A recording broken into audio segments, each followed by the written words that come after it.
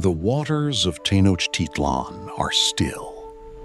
Among the royal flowers, your mind can finally rest.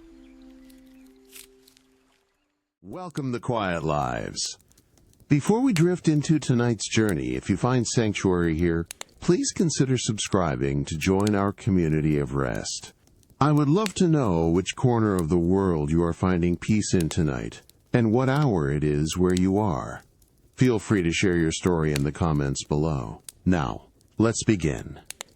The very first delicate trill of a bird, a single, clear note, pierces the velvet silence of the pre-dawn air within your private sleeping pavilion.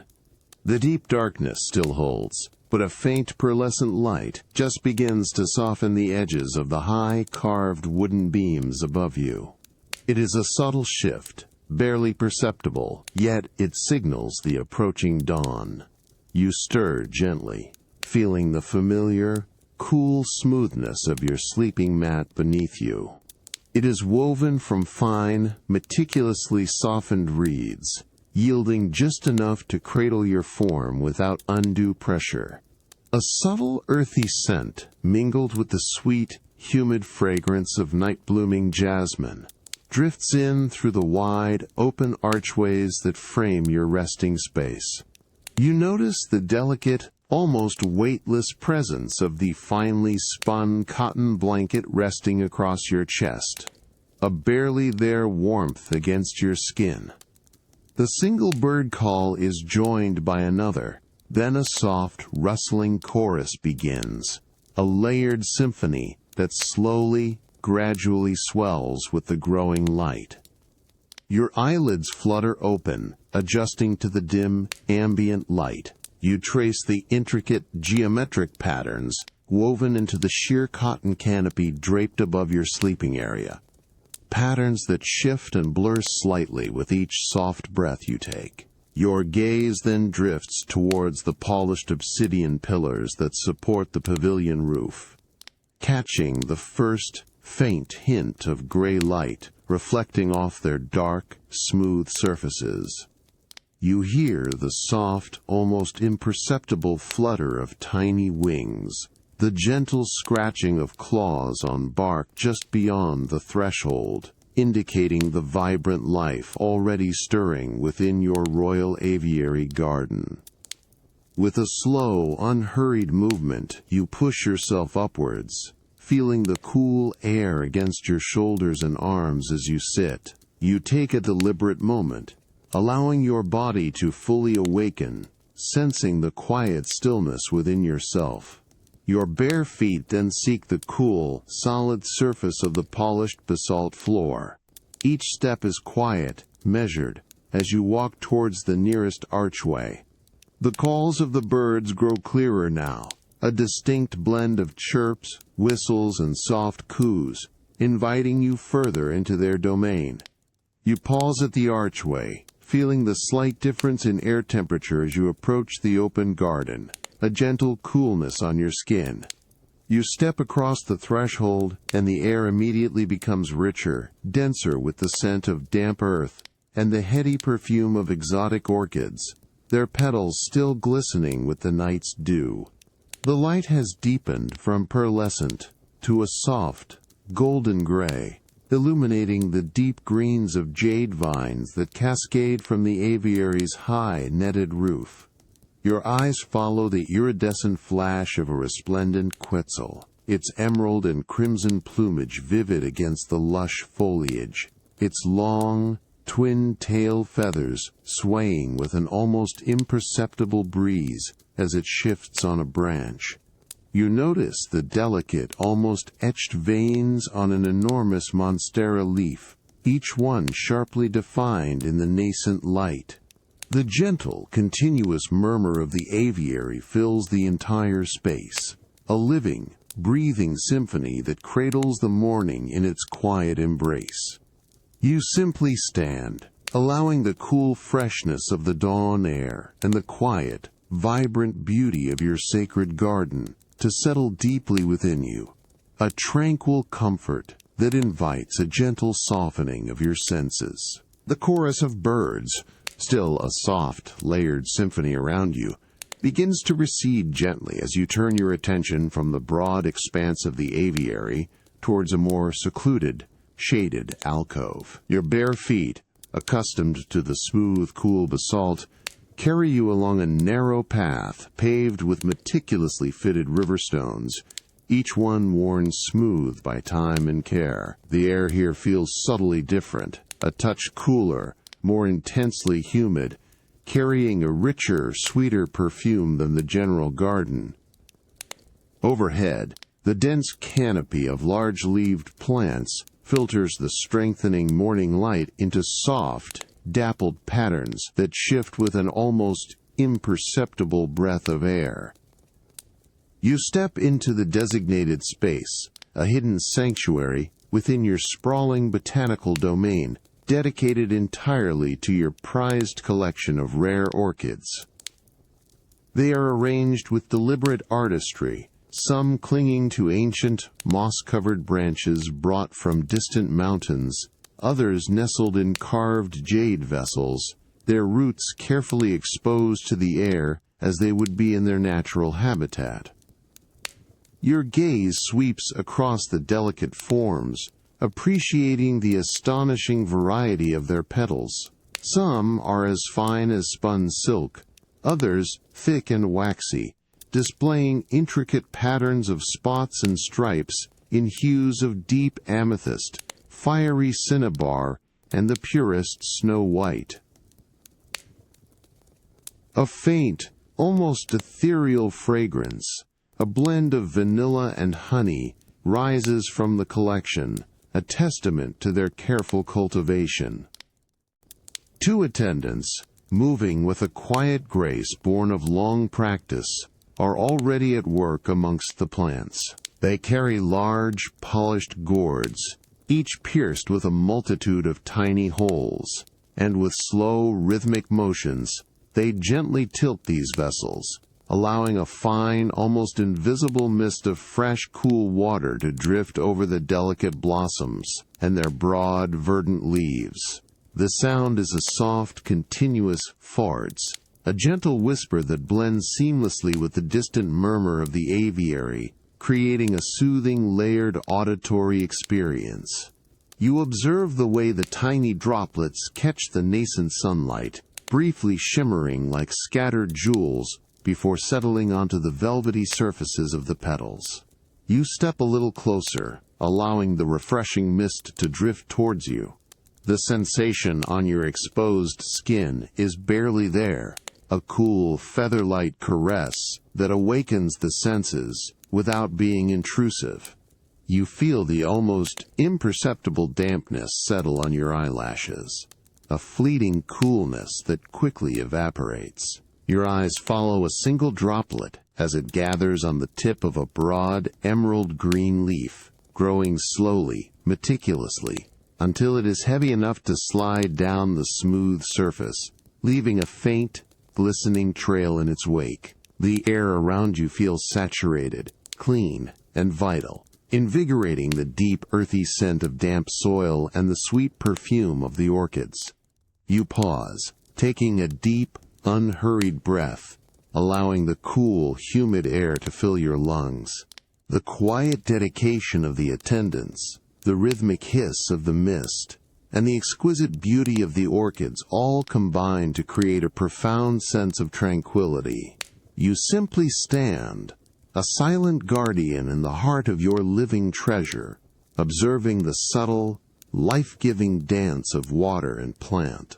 The morning light continues to brighten, illuminating the intricate beauty of each individual bloom, inviting your mind to settle into the quiet, attentive rhythm of the garden. Leaving the humid air of the orchid alcove, a different, more earthy aroma begins to subtly guide your steps along the winding riverstone path.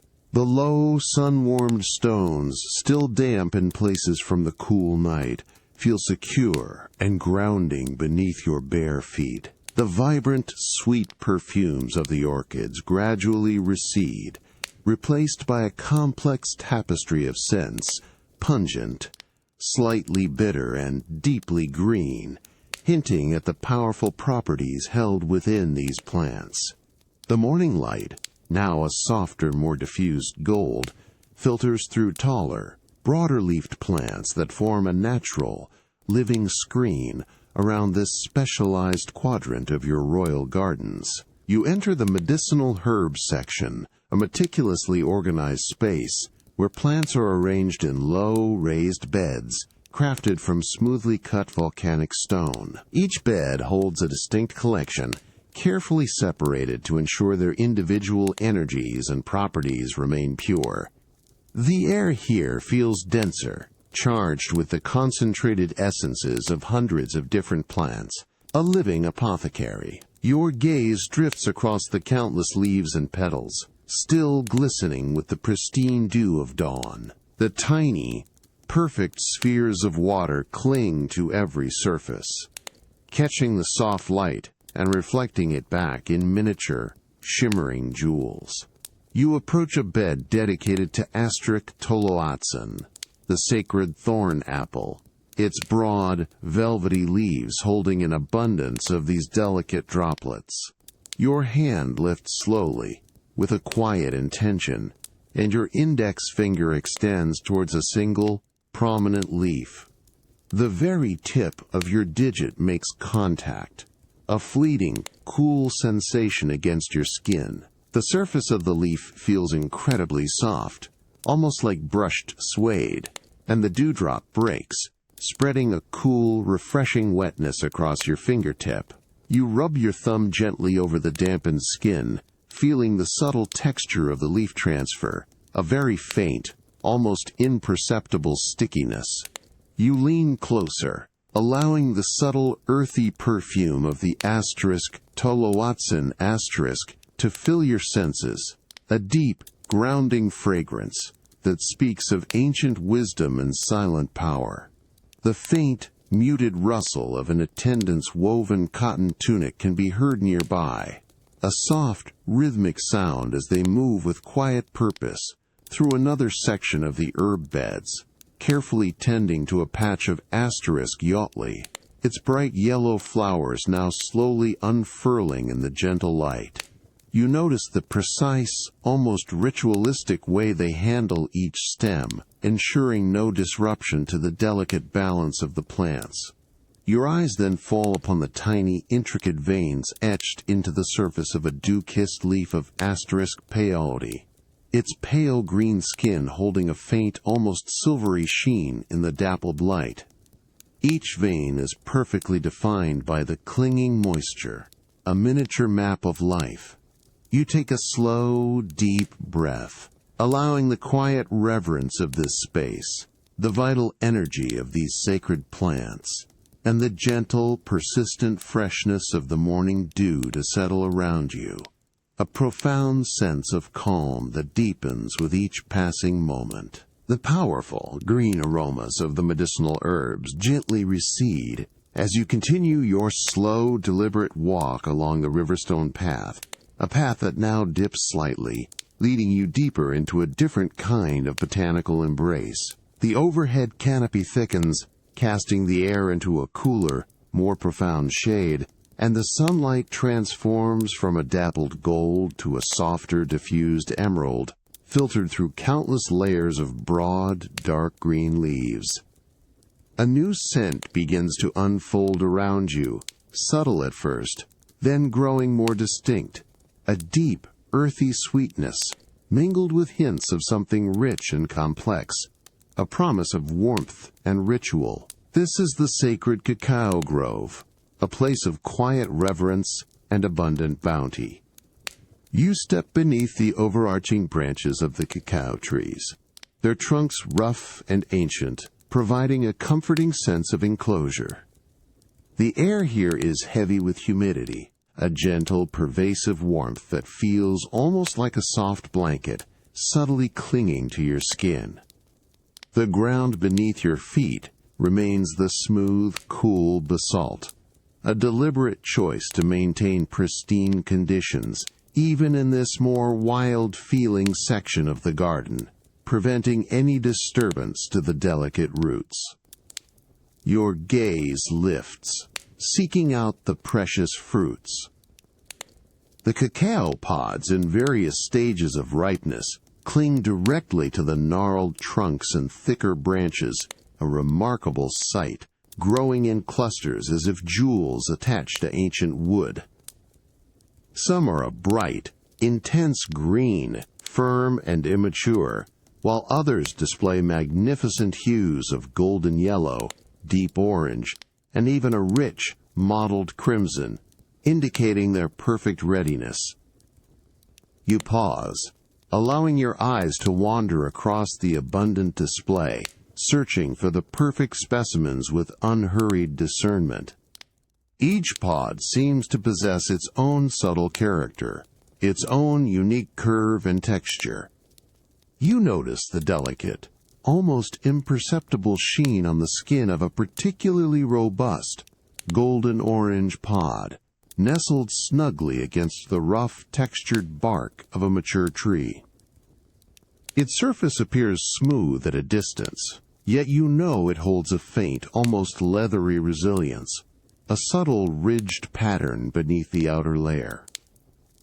The quiet rustle of an attendant's woven cotton tunic is a soft whisper, a barely there sound that indicates their readiness to assist, their presence a respectful shadow. They carry a small, meticulously crafted obsidian knife, its dark, polished surface reflecting the faint light, its edge honed to a silent sharpness. Your hand, with a gesture of refined intention, points towards the chosen pod, indicating its precise location. The attendant moves with practiced ease, their movements fluid and economical, extending their arm to carefully cup the selected pod in their open hand. There is a soft, almost imperceptible snick as the sharp obsidian severs the thick, fibrous stem, a clean, precise separation that leaves no damage to the tree. The pod is then presented to you, resting gently in the attendant's open, calloused palm, a respectful offering. You reach out, your fingers closing around its smooth, cool surface, feeling the faint, gentle curves and ridges. The weight of the pod is substantial, a satisfying heft that speaks of the rich, concentrated treasure held within its robust shell. You bring the pod closer to your face, its unique, complex fragrance now fully enveloping your senses. It is a deep, warm aroma, simultaneously earthy and subtly sweet, with a faint, almost spicy undertone that promises the profound experience of the ceremonial drink to come. You gently turn the pod in your hands, tracing the faint, natural patterns and indentations on its skin with the pads of your fingertips, feeling the cool, firm resistance beneath. The morning light, filtered through the dense layers of leaves, catches on the pod's surface, highlighting its rich, warm color and the subtle variations in its hue. The persistent humidity of the cacao grove gradually dissipates as you make your way along the cool, shaded pathways, the river stones now giving way to the smooth, expansive basalt of the inner palace corridors. A gentle warmth carried by a soft breeze touches your skin as you step from the verdant depths of the garden into the quiet, sun-dappled sanctuary of your study. The air here is still and dry, carrying a faint, pleasant scent of polished wood and aged paper, a distinct contrast to the living perfumes of the plants you just left. You settle onto a low, meticulously carved obsidian bench, its cool, smooth surface a familiar comfort beneath you. The morning light, now a softer, diffused gold, streams through the narrow, high windows, illuminating dust motes dancing in the air and casting long, tranquil shadows across the patterned floor. An attendant, moving with the utmost discretion, approaches your low writing table. They carefully unroll a long, rectangular scroll made from *** paper. Its surface, a pale, creamy beige, already prepared for your morning's contemplation. The soft, almost imperceptible whisper of the paper as it unfurls across the polished stone surface of the table is the only sound in the peaceful room. Your gaze falls upon the ancient botanical scroll, its surface covered in a precise, almost meditative array of painted glyphs and intricate plant illustrations. The colors, derived from precious minerals and plant dyes, remain remarkably vibrant despite the passage of many seasons. Deep indigo blues, rich cochineal reds, and earthy ochres, all rendered with meticulous detail. You notice the delicate, almost hairline cracks in the painted surface, tiny imperfections that speak of its age, and the hands that have held it before. A faint, earthy scent rises from the aged paper, a dry, woody aroma that hints at ancient forests and forgotten moments. You extend your hand slowly, your index finger gently approaching the surface of the scroll. You choose a specific glyph, one depicting the stylized form of a tartan-forchet, a flower, its petals rendered in a deep, serene blue.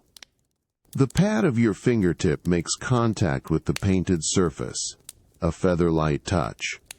You feel the almost imperceptible raised texture of the pigment beneath your skin, a subtle roughness against the otherwise smooth, fibrous paper.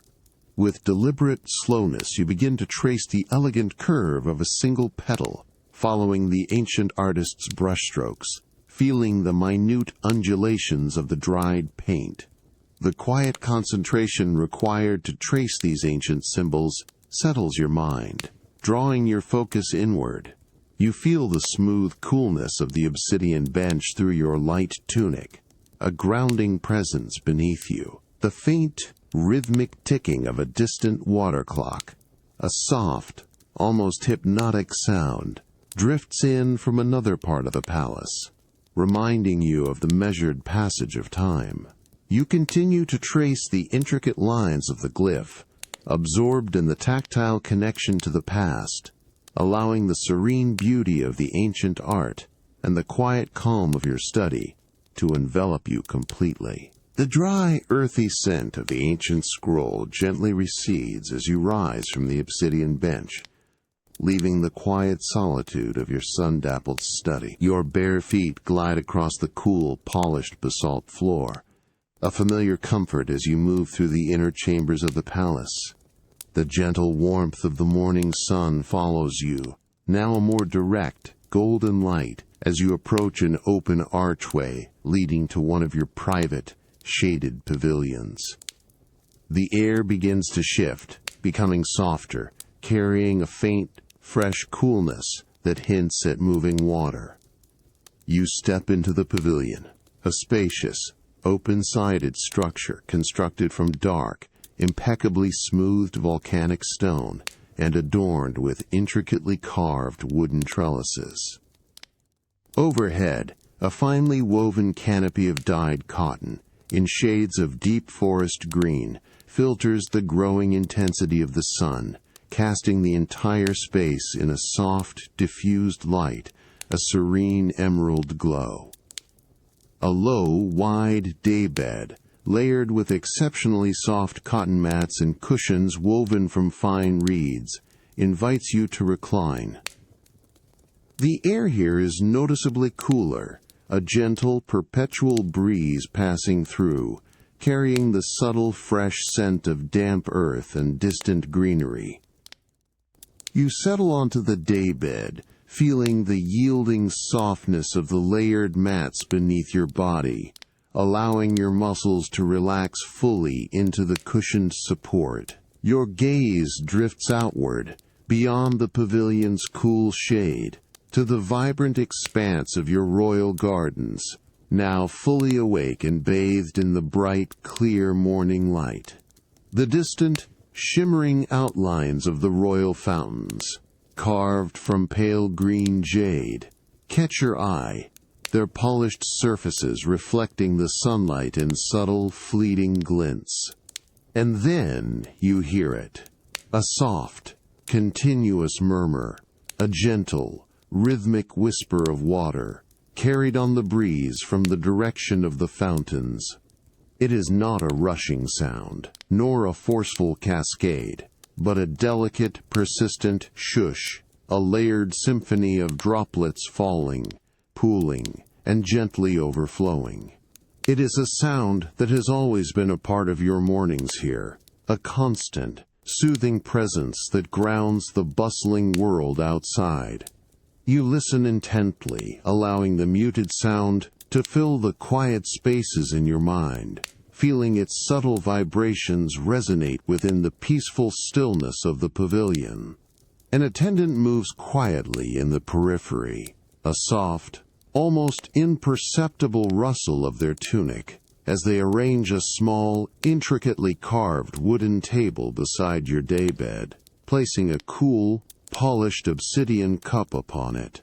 The faint, sweet aroma of freshly brewed asterisk chocolate, prepared from the cacao pods you selected earlier, subtly reaches your senses, a warm, inviting promise.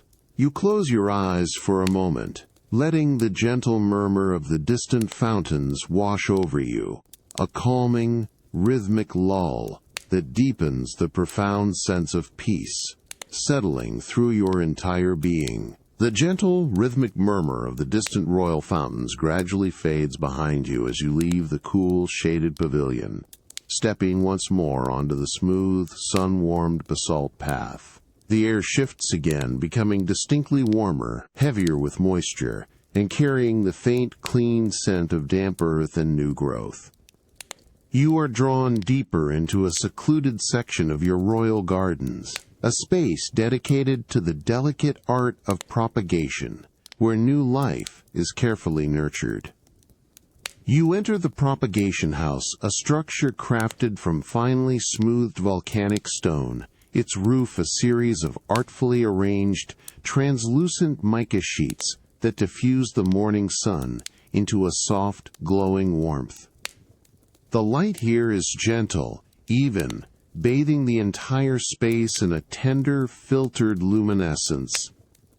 Immediately, the increased humidity embraces you, a soft, pervasive dampness that clings lightly to your skin and hair, a comforting presence. The air is still, almost hushed, punctuated only by the soft, rhythmic drips of water from the ceiling, collecting in small, polished obsidian basins placed strategically beneath. Your gaze sweeps across the rows of low, meticulously prepared beds, each filled with rich, dark earth, perfectly mulched with fine, shredded bark. Attendants, moving with quiet, deliberate motions, are already at work, their hands gentle as they prepare the soil for new arrivals. On a large, flat stone table, several precious jade vine cuttings lie waiting, their stems of vibrant, almost ethereal turquoise, a color so striking it seems to capture the essence of a tropical lagoon. Each cutting is carefully trimmed, its nodes prepared for rooting, the leaves a glossy, deep green, still holding the faint sheen of their recent journey. You approach a specific bed, its soil a rich, dark brown, still slightly cool to the touch from the night's lingering dampness. You extend your hand, not to touch, but to indicate a precise spot, with a subtle, almost imperceptible gesture of your index finger. An attendant, observing your silent direction, carefully picks up one of the jade vine cuttings. Their fingers, calloused yet gentle, support the delicate stem, ensuring no damage. You watch as they create a small, neat depression in the prepared soil, with a slender, polished bone tool, a soft, almost hushed scrape of the tool against the earth. With exquisite care, the attendant lowers the jade vine cutting into its new home, The stem settles into the soft earth with a barely audible coarse-on whisper of displaced soil. Then, with the pads of their thumbs, they gently press the dark earth around the base of the cutting, securing it firmly yet without undue pressure. You notice the tiny, almost invisible particles of soil clinging to the vibrant turquoise stem, a delicate embrace of earth and plant. The air around you is thick, with the pure, clean scent of damp soil and the fresh green aroma of the newly planted cutting, promising future growth and beauty. You take a slow, deep breath, feeling the quiet satisfaction of new life taking root in your careful hands. The lingering humidity of the propagation house gently recedes as you step from its shaded interior, the cool, smooth basalt beneath your feet guiding you towards a more open, sun-drenched expanse of your royal gardens. The air immediately feels lighter, warmer, and distinctly sweeter, carrying a heady perfume of countless blooming flowers. The filtered, even light of the propagation house gives way to a cascade of vibrant, unfiltered sunlight, a warm, golden embrace that bathes this particular section of your domain. You enter the nectar gardens, a breathtaking spectacle of color and life, meticulously designed to attract the most exquisite winged creatures.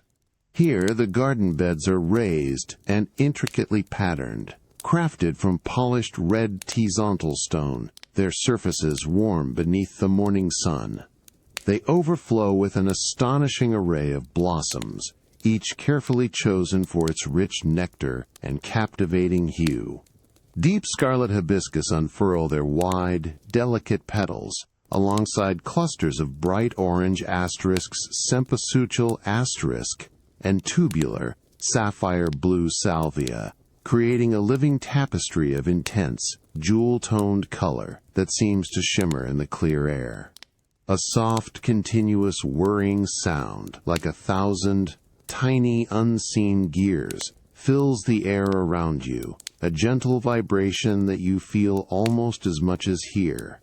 Your gaze immediately seeks out the source, and there, amidst the fiery red blossoms of a large bromeliad, you see it, a hummingbird, its tiny body, a blur of iridescent emerald and sapphire, hovering with impossible stillness before a single, trumpet-shaped flower. Its wings beat at an astonishing speed, creating that distinctive, delicate hum that is the very breath of this garden. You pause, allowing your eyes to adjust to the rapid, almost frantic movements. The hummingbird darts away with a sudden, silent flick, only to reappear moments later suspended before a cluster of bright orange asterisk, zompantli asterisk flowers. Its needle-fine proboscis extends, a delicate instrument, delving deep into the flower's throat. You observe the tiny bird's precise movements, the way its delicate feet cling almost imperceptibly to a petal, providing just enough anchor for its hovering dance. The air around it seems to ripple with the sheer energy of its rapid wing beats, creating a faint, localized breeze that gently sways the surrounding petals. The sweet, rich scent of nectar, a deep, honeyed fragrance, now surrounds you, intensified by the warmth of the sun and the presence of so many open blooms. You notice the way the sunlight catches the individual, almost microscopic, scales on the hummingbird's throat, transforming them into a shimmering, shifting cascade of fiery crimson and brilliant gold with every subtle angle of its head. Another hummingbird, smaller and a soft, muted green, flits past your shoulder, so close you feel the almost imperceptible puff of air from its wings, before it too disappears into a cloud of purple morning glories.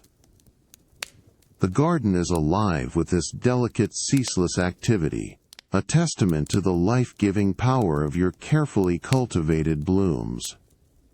You stand there, a quiet observer in this bustling, vibrant sanctuary, feeling the warmth of the sun on your skin, inhaling the sweet, complex perfumes, and listening to the soft, hypnotic hum of countless tiny wings. The constant, gentle movement of the hummingbirds, a dance of pure energy and delicate grace, settles your mind into a deep, peaceful rhythm, a quiet contentment that flows through the very heart of the garden. The vibrant, ceaseless hum of the nectar gardens, a symphony of tiny, energetic wings, slowly recedes behind you as you follow a winding, narrow path.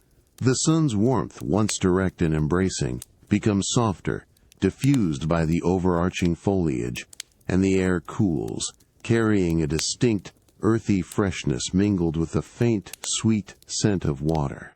Your bare feet now step onto a broad, flat causeway made of packed earth, meticulously reinforced with interwoven reeds, leading you away from the mainland of the palace gardens and onto the tranquil expanse of your private chinampa.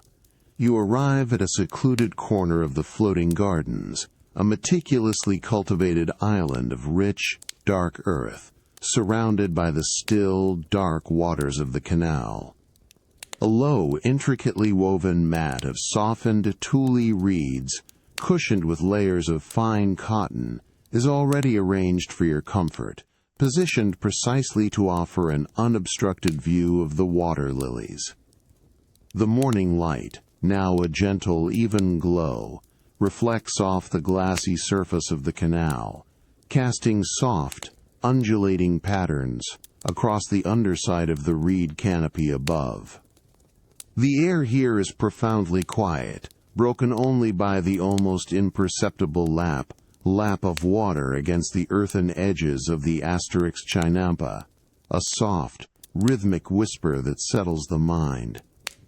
You settle onto the Asterix tule mat, feeling its cool, firm resilience beneath you, the woven texture a subtle, grounding presence against your skin. An attendant, moving with the silent grace of long practice, approaches your side.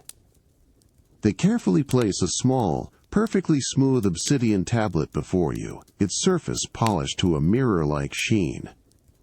Beside it, they lay a stack of delicate asterisk paper scrolls, their creamy, fibrous surfaces ready to receive your impressions. A selection of fine charcoal sticks, each one slender and perfectly tapered, along with a small, carved gourd holding a subtle, pale pigment, completes your artistic tools. The faint, dry scent of the paper and the earthy aroma of the charcoal mingle with the fresh scent of the water. Your gaze drifts across the tranquil surface of the canal, drawn to the newly bloomed water lilies. They float in elegant clusters, their broad emerald green leaves like silent rafts, supporting blossoms of pristine white and softest pale pink.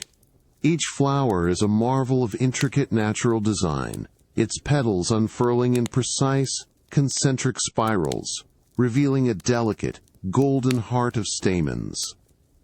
You notice the tiny, perfect droplets of water still clinging to the velvety surface of a white petal, catching the light like miniature, shimmering pearls.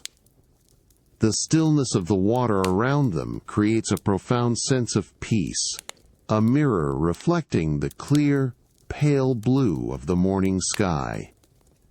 You reach for a charcoal stick, feeling its smooth, cool weight in your fingers, the slight, almost imperceptible grit of its surface. You then take up a piece of the amethyl paper, its fibrous texture yielding slightly under your touch. With slow, deliberate intention, you bring the charcoal to the paper, allowing its tip to make gentle contact. There is a soft, almost hushed, scratch, a delicate whisper of charcoal against fiber, as you begin to trace the outer curve of a water lily petal, replicating the elegant lines you observe before you. Each stroke is a moment of pure, focused attention, a gentle meditation on form and beauty.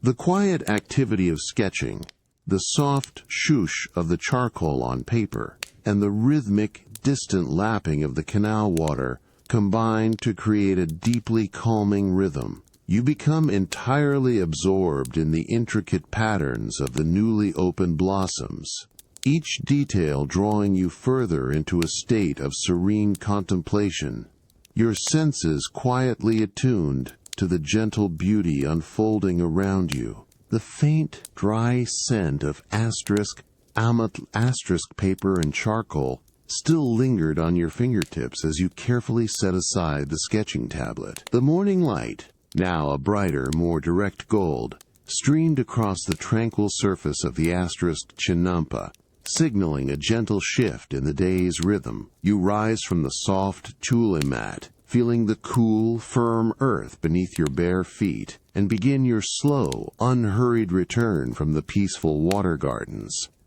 Each step on the packed earth causeway is soft, almost silent. You pass through a wide, arching doorway, entering a quiet, private chamber.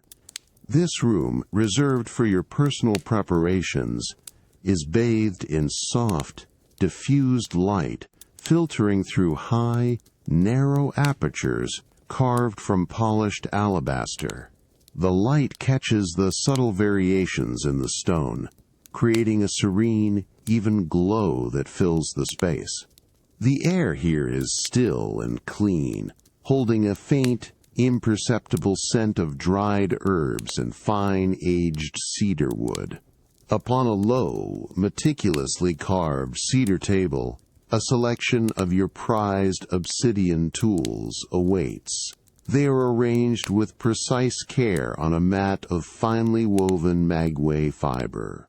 Each implement gleams under the gentle light, their dark surfaces reflecting the subtle hues of the room, a silent testament to their exquisite craftsmanship and utility. You approach the table, your gaze sweeping slowly over the array, a quiet appreciation for their forms. Your hand extends, reaching for a slender, elongated obsidian blade, its edge honed to an almost invisible sharpness. The very first touch of the cool, glassy surface of the volcanic stone against your palm is profoundly smooth, a comforting, dense weight. You turn it slowly, allowing the diffused light to dance across its perfectly fractured facets, revealing the deep, smoky translucence within the dark stone. The tip, a delicate, ethereal point, seems to absorb the light. You shift your grip, feeling the exquisite balance of the tool. Next, you pick up a smaller, almost spoon-like tool, its polished surface designed for gentle scraping and precise measurements. You run your thumb along its curved edge, feeling its cool, even texture, a subtle resistance. An almost invisible speck of dust adheres to its dark surface.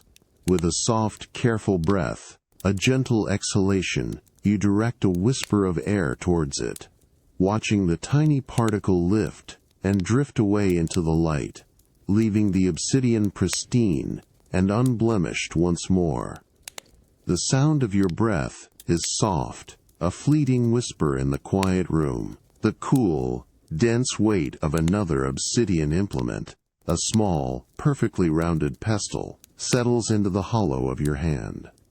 Its surface is impeccably smooth, a testament to countless hours of careful grinding and polishing. You close your fingers around it, feeling its profound solidity, the raw earth transformed into an object of refined purpose, ready for the day's precise work.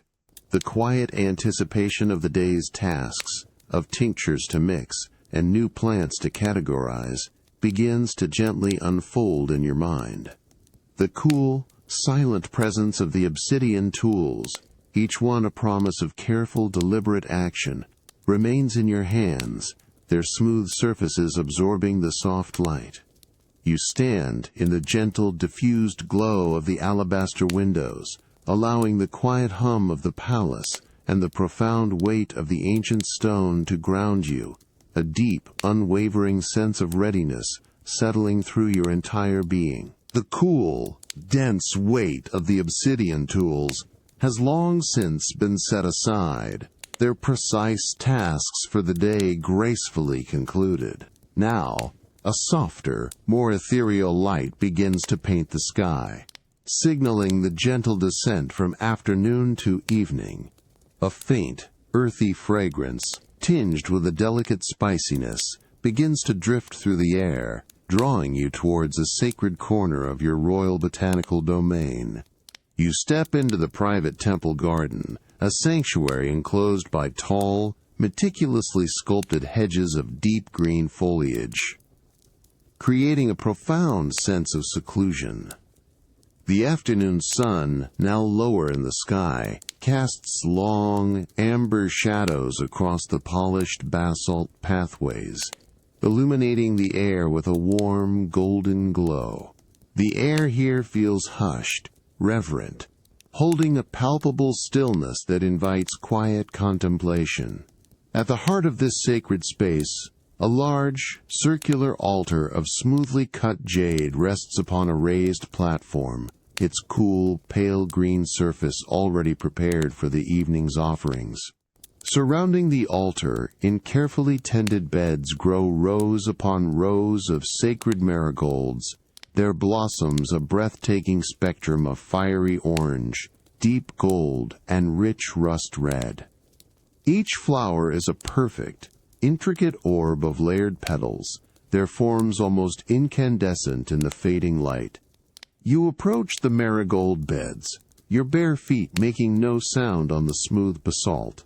You kneel slowly, gracefully, feeling the cool, firm surface beneath your knees through your light tunic. Your gaze sweeps across the abundant blooms, selecting those that are perfectly formed, their colors most intense, their petals unblemished. An attendant, moving with quiet reverence, places a shallow, wide offering basket woven from fine reeds beside you. The basket feels light, its woven texture subtle against the stone.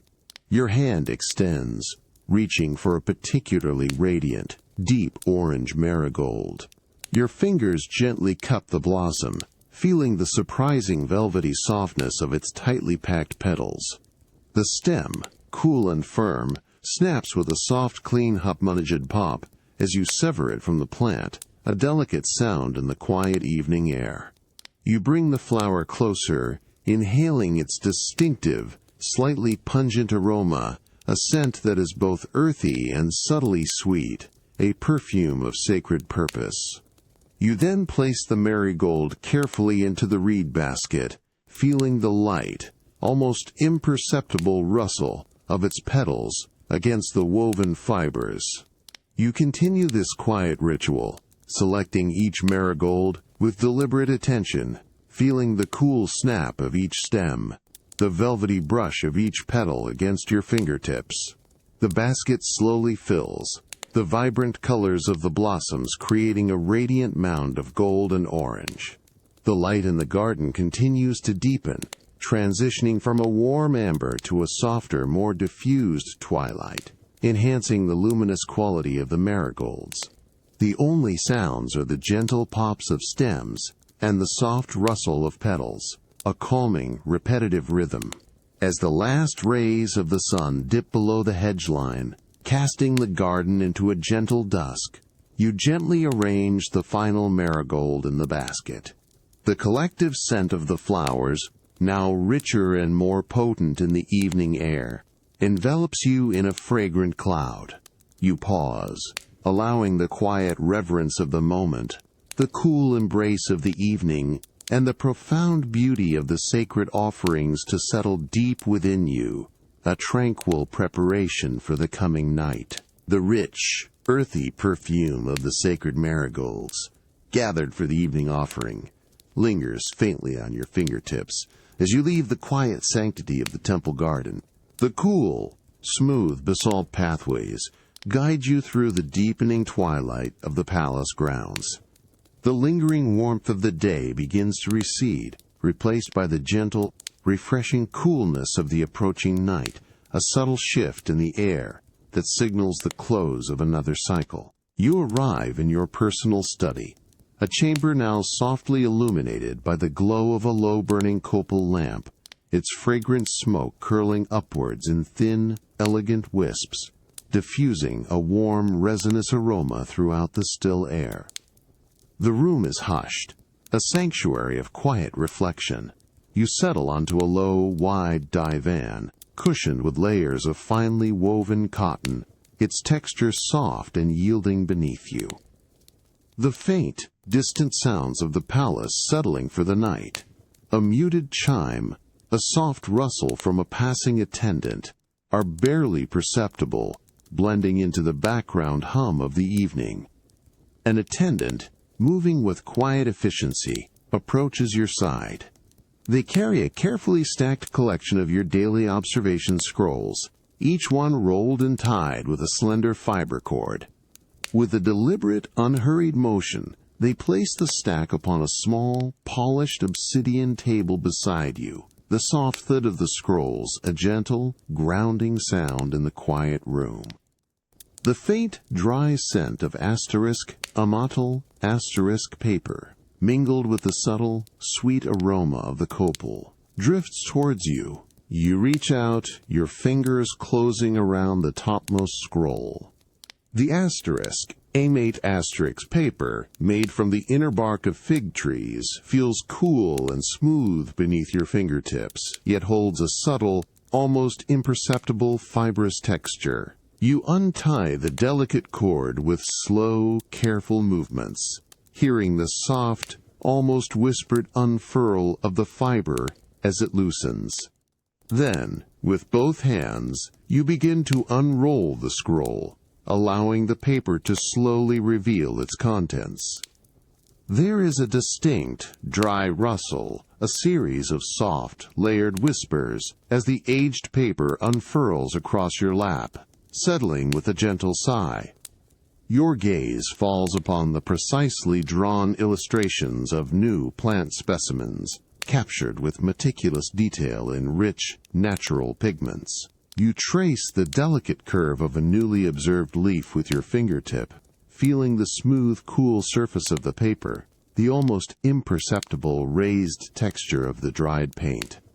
Beside the illustration, the accompanying glyphs, carefully inscribed in dark, rich ink, record your observations from the day, the precise hue of a particular blossom, the subtle shift in a leaf's texture, the particular way a hummingbird hovered at a certain flower. The quiet act of reading, of internalizing these observations, deepens your connection to the living world of your gardens. You turn the scroll, allowing a fresh section of the amatl paper to present itself. The soft shush of the paper as it glides over itself is a rhythmic, calming sound, a gentle cadence in the quiet evening. The glow of the copal lamp casts a warm, inviting light across the intricate details, inviting your eyes to linger, to absorb each delicate line and shade. The air around you remains still, infused with the subtle perfumes of the copal and the ancient paper, a comforting presence. You continue to review the day's careful recordings, the soft rustle of the amatl paper, a quiet, constant companion in the gathering night. The gentle rhythm of the unrolling scroll, the visual meditation on the plants, and the tranquil warmth of the lamp, all combine to draw you deeper into a state of profound relaxation, a quiet, contented stillness. The faint, sweet aroma of copal, a lingering memory from your study, gently disperses as you step onto the cool, expansive basalt of your private evening terrace. The light has softened to a deep, ethereal twilight, painting the vast sky above Tenochtitlan in shades of bruised plum and softest lavender. A gentle, persistent breeze, carrying the clean, damp scent of the Great Lake, brushes against your skin, offering a refreshing coolness after the day's warmth.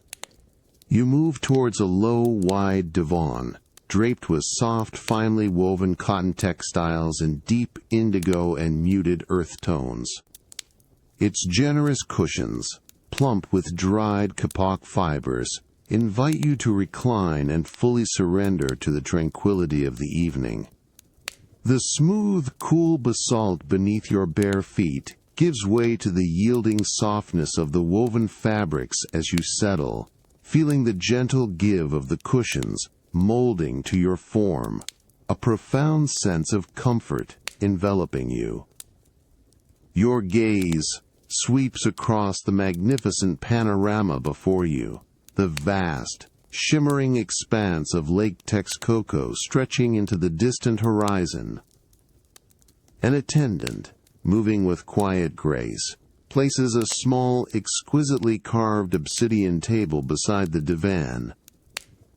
Upon it, a tall, slender vessel of polished jade, its surface cool and smooth to the touch, holds a clear, pale green liquid. This is your cooling herbal infusion, prepared from carefully selected mint and Toloatsan * leaves, gathered this very morning from your medicinal gardens. The vessel hums with a subtle, palpable coolness, a faint mist clinging to its outer surface in the humid evening air. A single, delicate cup, also carved from jade, rests beside it, its rim perfectly smooth. You reach out, your fingers closing around the cool, dense jade of the cup. The sensation is immediate and deeply refreshing, the chill seeping into your fingertips, a quiet promise of the liquid within. With deliberate slowness, you lift the cup, bringing it gently towards your lips. A faint, clean aroma of fresh mint, mingled with a subtle, earthy sweetness, reaches your senses, awakening your palate. The rim of the cup, cool and smooth, presses against your mouth. You tilt the vessel, allowing a small, measured sip of the herbal infusion to flow across your tongue. The liquid is exquisitely cool, a crisp, clean taste that immediately soothes and refreshes. You feel its coolness glide down your throat, a long, slow sensation that spreads a wave of gentle relief through your chest. There is no haste, only a quiet appreciation for each delicate sip. You lower the cup, placing it back onto the obsidian table with a soft, almost imperceptible clink of jade against stone. Your eyes drift back to the lake, its surface now a vast canvas of muted silver under the deepening twilight. Distant lights from the city of Tenochtitlan begin to twinkle, tiny scattered jewels against the encroaching darkness, their reflections stretching long and slender across the water. The gentle lapping of the lake against the city's edges is a soft, continuous whisper, a rhythmic lullaby that blends with the refreshing coolness settling within you. You feel the profound peace of the evening, the subtle, calming presence of the lake, and the quiet satisfaction of the cooling infusion settling your mind into a deep, unhurried calm. The lingering coolness of the herbal infusion in your jade cup slowly recedes from your lips, leaving a faint, clean taste of mint and earth on your tongue. The vast expanse of Lake Texcoco, once a shimmering canvas of silver, now deepens to an almost impenetrable indigo, mirroring the encroaching night sky. The gentle breeze that carried the lake's scent now feels softer, more subtle, hinting at the quiet secrets of the evening. Your gaze, which moments ago spanned the wide horizon, begins to draw inward, focusing on the more immediate, intimate beauty of your private terrace garden. As twilight fully embraces the world, you recline further into the soft, yielding cushions of the divan, feeling their familiar support cradle your form. The darkness gathers quickly, painting the intricate carvings on the volcanic stone pillars of the terrace in deeper, softer shadows. A new, sweeter perfume begins to unfurl around you, distinct from the lake's freshness. the intoxicating, creamy fragrance of the evening jasmine. Its delicate white blossoms, almost invisible against the deepening green of the vines, now release their full, potent aroma into the still, humid air.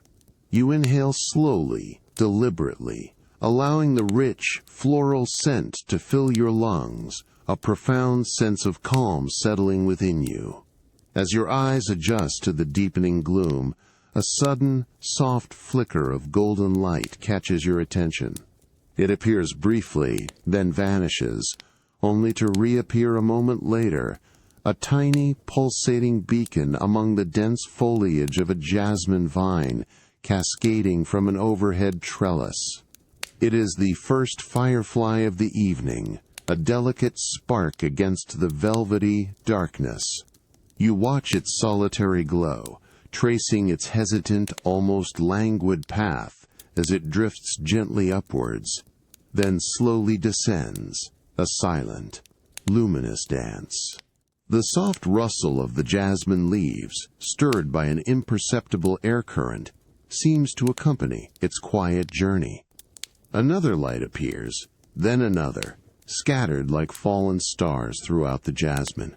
Each firefly emits its own soft, rhythmic pulse, a gentle, silent communication that adds to the tranquil atmosphere. You observe the deliberate slowness of their movements, each tiny insect drifting with an unhurried grace, their glows appearing and fading with a consistent, soothing rhythm. One particularly bright firefly hovers for a prolonged moment near a cluster of jasmine blossoms, its light illuminating the delicate white petals with a fleeting golden halo before winking out, leaving a brief afterimage on your retina. The air remains warm, humid, carrying the constant, rich perfume of the jasmine. The subtle, continuous cricket chirp asterisk from the unseen undergrowth of the garden begins to assert itself, a soft, rhythmic counterpoint to the silent, flashing lights. It is a sound that has accompanied countless evenings on this terrace, a comforting, predictable presence. You let your gaze soften, allowing the individual points of light to blur slightly, becoming a shimmering, ethereal tapestry woven through the fragrant darkness. Each pulse of light feels like a slow, gentle breath, expanding and contracting, inviting your own breath to deepen, to match its calm, unhurried pace. You feel the cool, soft cotton of the divan beneath your skin, the subtle texture of the woven fabric, the distant, muted sounds of the city, now almost entirely hushed, add to the profound sense of peace. You simply watch the slow, silent dance of the fireflies among the evening jasmine. Their gentle, rhythmic, glows a soothing presence in the deep, quiet night. The sweet, intoxicating scent of the blossoms cradles you, inviting your thoughts to drift, to settle, to soften into the encroaching stillness. The sweet, intoxicating perfume of the evening jasmine and the memory of the fireflies' silent dance gently recede with the deep indigo of night. Now, a new day, a fresh morning, unfolds. The air, cool and profoundly clean, carries the crisp, earthy scent of damp soil and nascent greenery, invigorating your senses as you step from the inner palace into a secluded, working quadrant of your royal gardens. The first, soft blush of dawn, a delicate pearl gray, begins to diffuse through the overhead canopy of tall trees, casting a gentle, even light across this purposeful space. You arrive at your experimental planting beds, a series of precisely structured, low-walled enclosures crafted from smoothly cut basalt stone. These are not ornamental displays, but sacred spaces of discovery and cultivation, where rare and newly acquired seeds are coaxed to life. The air here feels alive, charged with the subtle energy of growth, and the deep, grounding aroma of rich earth. Each bed is filled with a dark, almost black soil, meticulously prepared and enriched, its surface still holding the faint, glistening traces of the night's dew. You approach the first bed, its dark soil inviting your attention. An attendant, moving with quiet reverence, steps forward, offering you a slender, hand-carved tool made from polished jade. Its smooth, cool surface feels exquisitely balanced in your palm, the dense weight of the stone a comforting presence. The blade, a flattened, elegant curve, is designed for gentle, precise work, its edge smoothly rounded to turn the earth without disturbance. You close your fingers around its cool handle, feeling the subtle texture of the polished stone against your skin. With deliberate slowness, you lower the jade tool, allowing its curved tip to make soft contact with the surface of the rich, dark soil. There is a soft, almost hushed one-mal scrape as the jade slips beneath the top layer of earth. You apply a gentle, even pressure, slowly lifting a small section of the soil. As it turns, the earth breaks apart with a delicate, crumbling shush, revealing the moist, darker soil beneath, teeming with unseen life. A profound, earthy scent, rich and fertile, rises immediately, enveloping your senses, a deep, grounding perfume that speaks of life and potential. You watch as the clods of earth, dark and crumbly, slowly separate, each particle distinct yet interconnected. Your gaze follows the subtle glint of a tiny, almost microscopic piece of mica embedded within the soil, catching the diffused light as it tumbles gently. You repeat the action, a slow, rhythmic turning, allowing the tool to glide through the soft, yielding earth. Each gentle lift and turn is a meditation, a quiet conversation with the living soil. The sound of the crumbling earth is continuous, a soft, repetitive whisper that settles the mind, drawing your focus inward to the simple, profound act of preparation. You continue this quiet, purposeful work, feeling the cool, smooth jade in your hand, the soft resistance of the rich, dark earth. The gentle, even light of the early morning bathes the experimental beds, highlighting the subtle, almost imperceptible shifts in the soil's texture and color. The deep, grounding scent of the earth fills the air, a constant, soothing presence that anchors you in the quiet, unfolding promise of the day. The cool, dark soil, now gently turned in the experimental beds, recedes from your immediate focus as you set aside the jade tool.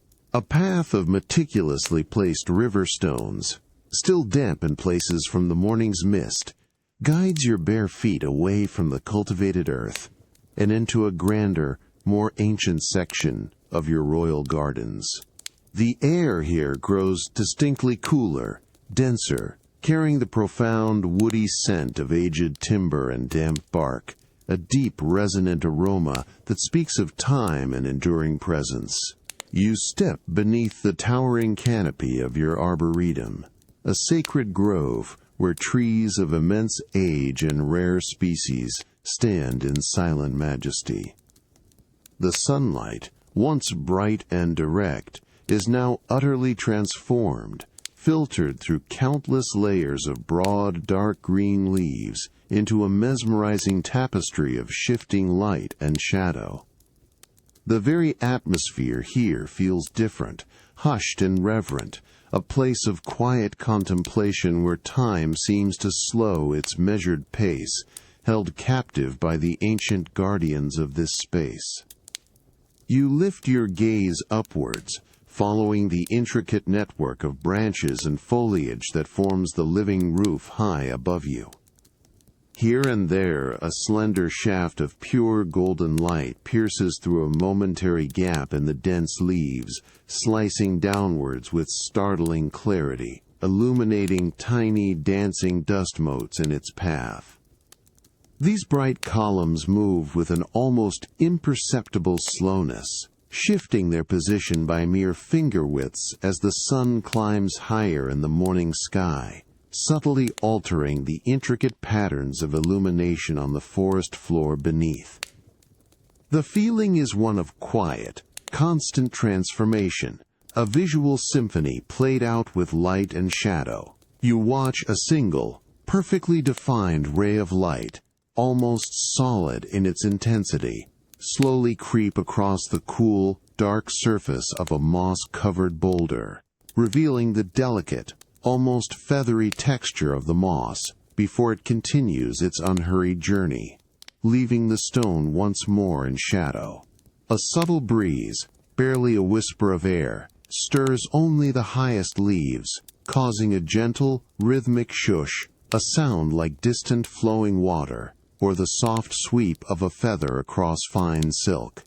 As the leaves sway with this imperceptible breath, the dappled patterns on the ground below respond in kind, contracting and expanding, blurring and sharpening with a silent, graceful rhythm. You notice the way a particular patch of sunlight, no larger than your hand, briefly intensifies, its warmth a fleeting caress on the cool earth, before softening again into a diffused glow. Your eyes follow the intricate, ever-changing edges of these sunlit shapes, observing how they interact with the deep, emerald shadows cast by the dense foliage, creating a living, breathing mosaic that shifts with every passing moment. The ground beneath your feet, a soft carpet of fallen, dry leaves and fine, dark earth, yields slightly with each quiet step, creating a faint, muffled crunch that is quickly absorbed by the profound quiet of the arboretum.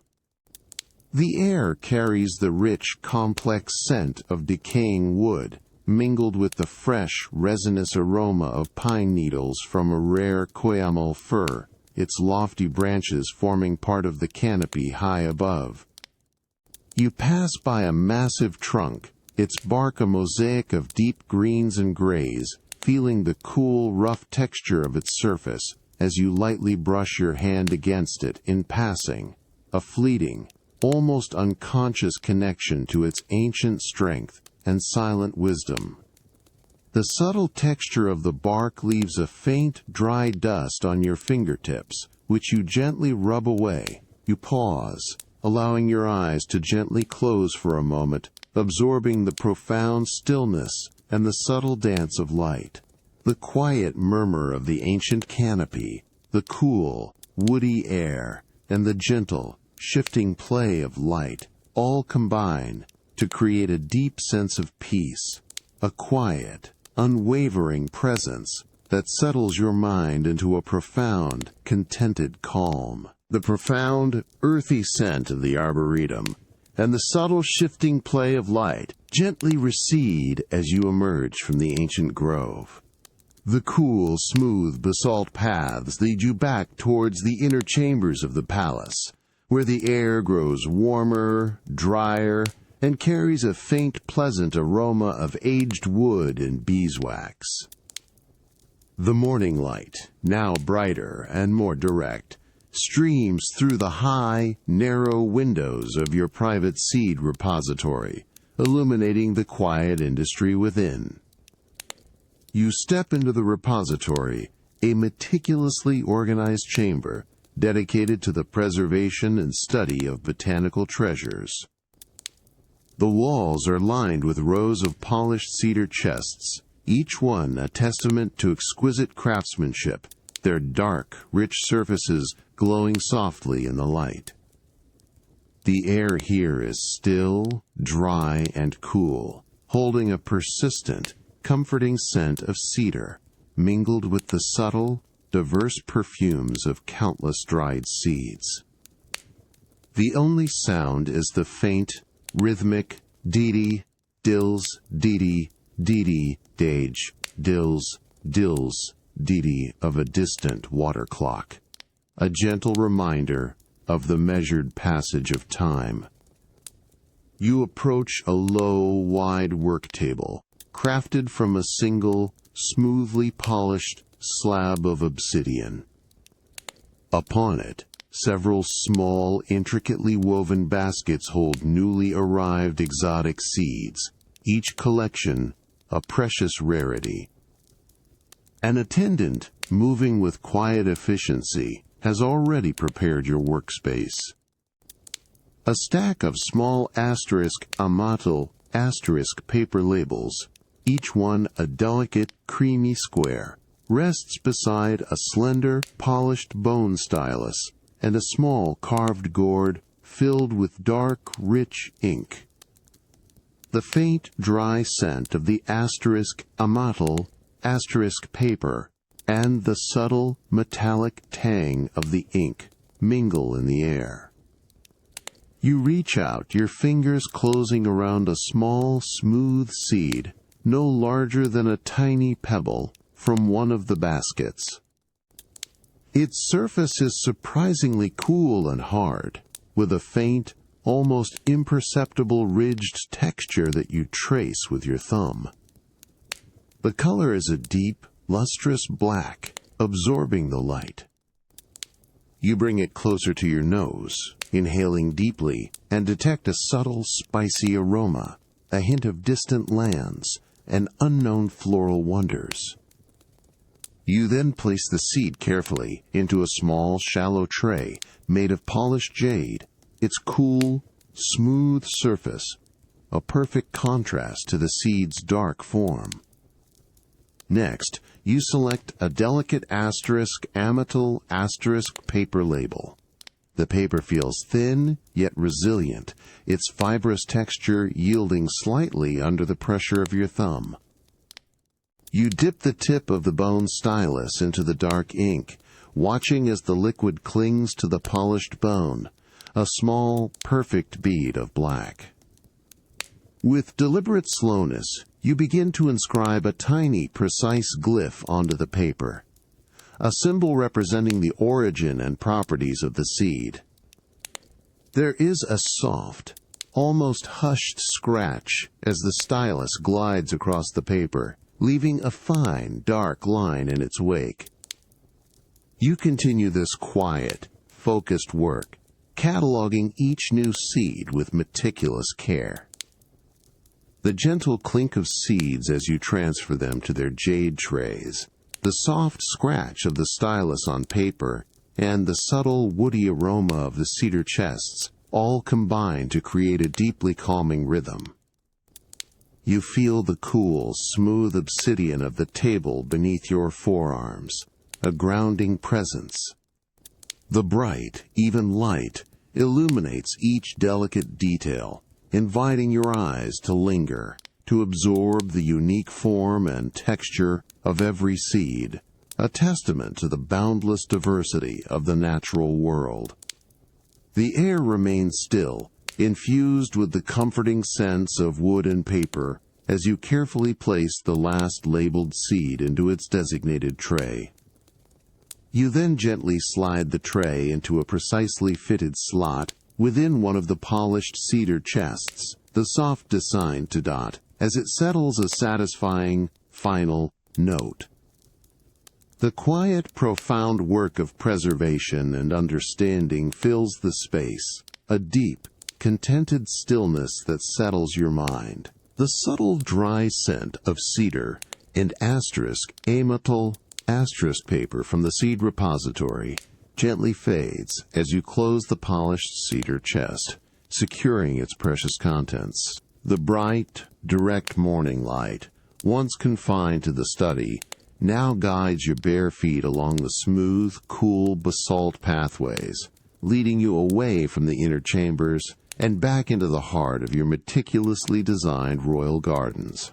The air shifts, becoming distinctly cooler, carrying a fresh, clean aroma of damp stone and flowing water, a soothing promise of tranquility.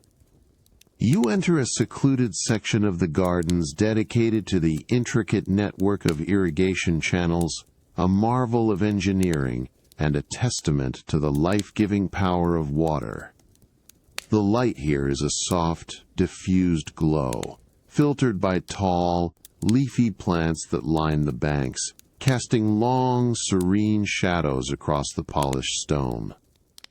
The very atmosphere feels peaceful, a place where the rhythmic movement of water dictates the quiet cadence of the morning. Your gaze falls upon the main channel, a perfectly carved waterway, fashioned from dark, smoothly polished basalt, its edges sharp and precise. The water within flows with a quiet, unhurried grace, its surface a dark mirror, reflecting the overhead foliage and the pale, clear sky. Smaller, narrower channels branch off, leading to various quadrants of the garden, each one a miniature river of life. The air is cool, humid, and carries the constant, refreshing scent of fresh, moving water, a perfume of purity and sustained growth. You approach a section where a series of carefully placed stone weirs creates a gentle cascade, ensuring an even distribution of water. Here, the sound becomes more distinct, a soft, rhythmic drip, drip, drip, as individual droplets fall from the smooth lip of one weir onto the glassy surface of the water below. Each drop creates a tiny, perfect ripple that expands slowly, silently, merging with its predecessors until the surface is a continuous, undulating pattern of subtle movement. The sound is utterly consistent, a hypnotic, repetitive whisper that captures your complete attention. You lean closer, allowing the cool, damp air from the flowing water to brush gently against your face, a refreshing caress. Your eyes follow the path of a single, gleaming droplet as it forms, swells, and finally detaches, falling with an almost imperceptible plink into the channel. You notice the delicate, almost luminous green of a patch of moss that clings to the damp, shadowed stone beneath the weir, its tiny, velvety texture softened by the constant moisture. The water itself is remarkably clear, revealing the smooth, dark stones of the channel bed beneath, occasionally disturbed by the slow, graceful movement of a tiny, unseen aquatic creature. An attendant, moving with quiet purpose, is visible in the distance, carefully adjusting a small, carved stone sluice gate in a feeder channel, ensuring the precise flow of water to a newly planted bed. The soft click of stone against stone is barely audible, a subtle addition to the pervasive quiet. You simply stand there, feeling the cool, damp air, inhaling the clean, earthy scent of the water, and allowing the gentle, rhythmic drip, drip, drip of the irrigation channels to wash over you, a profound sense of peace settling deep within your being. The gentle, rhythmic drip of water from the irrigation channels fades behind you as you move from the cool, damp pathways, your bare feet now finding the familiar sun-warmed basalt of a covered walkway. The air shifts, becoming distinctly drier, holding a clean, earthy scent that hints at ancient growth and carefully tended soil. This path leads you into a secluded, sun-drenched conservatory, a sanctuary designed for your most precious and ancient botanical specimens. You step into the conservatory, a grand space enclosed by high, polished volcanic stone walls and a roof of translucent mica sheets that diffuse the morning sun into a soft golden glow. The warmth here is gentle, pervasive, wrapping around you like a soft cloak.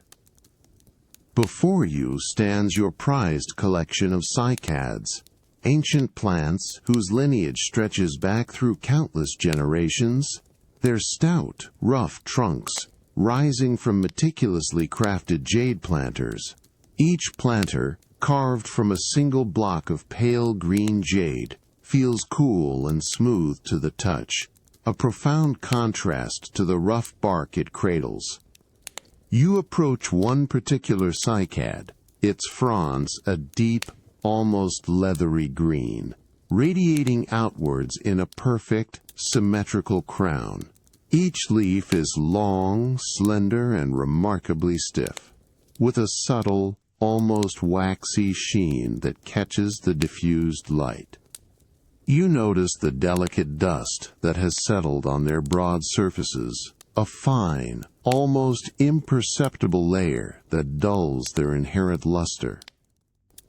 The air in this chamber is still, hushed, broken only by the faint distant chirp of a bird from the outer gardens, a sound muffled by the thick stone walls.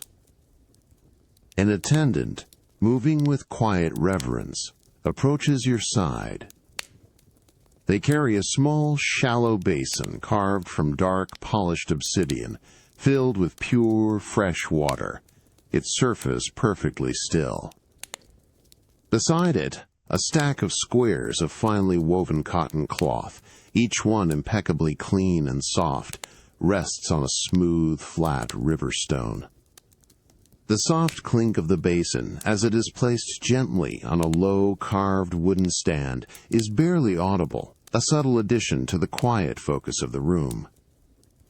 The faint scent of fresh water, clean and mineral, subtly rises, mingling with the earthy aroma of the cycads. You select one of the soft cotton cloths, feeling its smooth, yielding texture against your fingertips. You dip a corner into the cool, still water, allowing it to absorb a precise amount of moisture, then gently squeeze the excess, feeling the cool dampness between your fingers. With deliberate slowness, you reach out, your fingers gently supporting the underside of a broad cycad leaf. The leaf feels firm, cool, and smooth, its surface almost leathery, with a subtle resistance. You begin to wipe, applying a light, even pressure, moving the damp cloth in slow, circular motions across the leaf's surface. There is a soft, almost imperceptible swish-shush as the damp cotton glides over the leaf, removing the delicate film of dust. As the cloth passes, the leaf beneath is transformed. Its deep green color intensifies, and the subtle, waxy sheen becomes a profound, almost luminous luster, reflecting the golden glow of the mica roof with renewed brilliance. You can almost see your own faint reflection in the polished surface, a fleeting, distorted image. You move your hand slowly, gently, tracing the length of the leaf, feeling its now perfectly smooth, clean surface. The faint, clean scent of the leaf itself, a subtle, earthy green aroma, is released by the gentle friction, the delicate perfume that now mingles with the clean water. You pause, taking a slow, deep breath, allowing the quiet satisfaction of the meticulously polished leaf to settle within you. The gentle, rhythmic swish-shush of the cloth continues, a calming, repetitive sound in the serene warmth of the conservatory.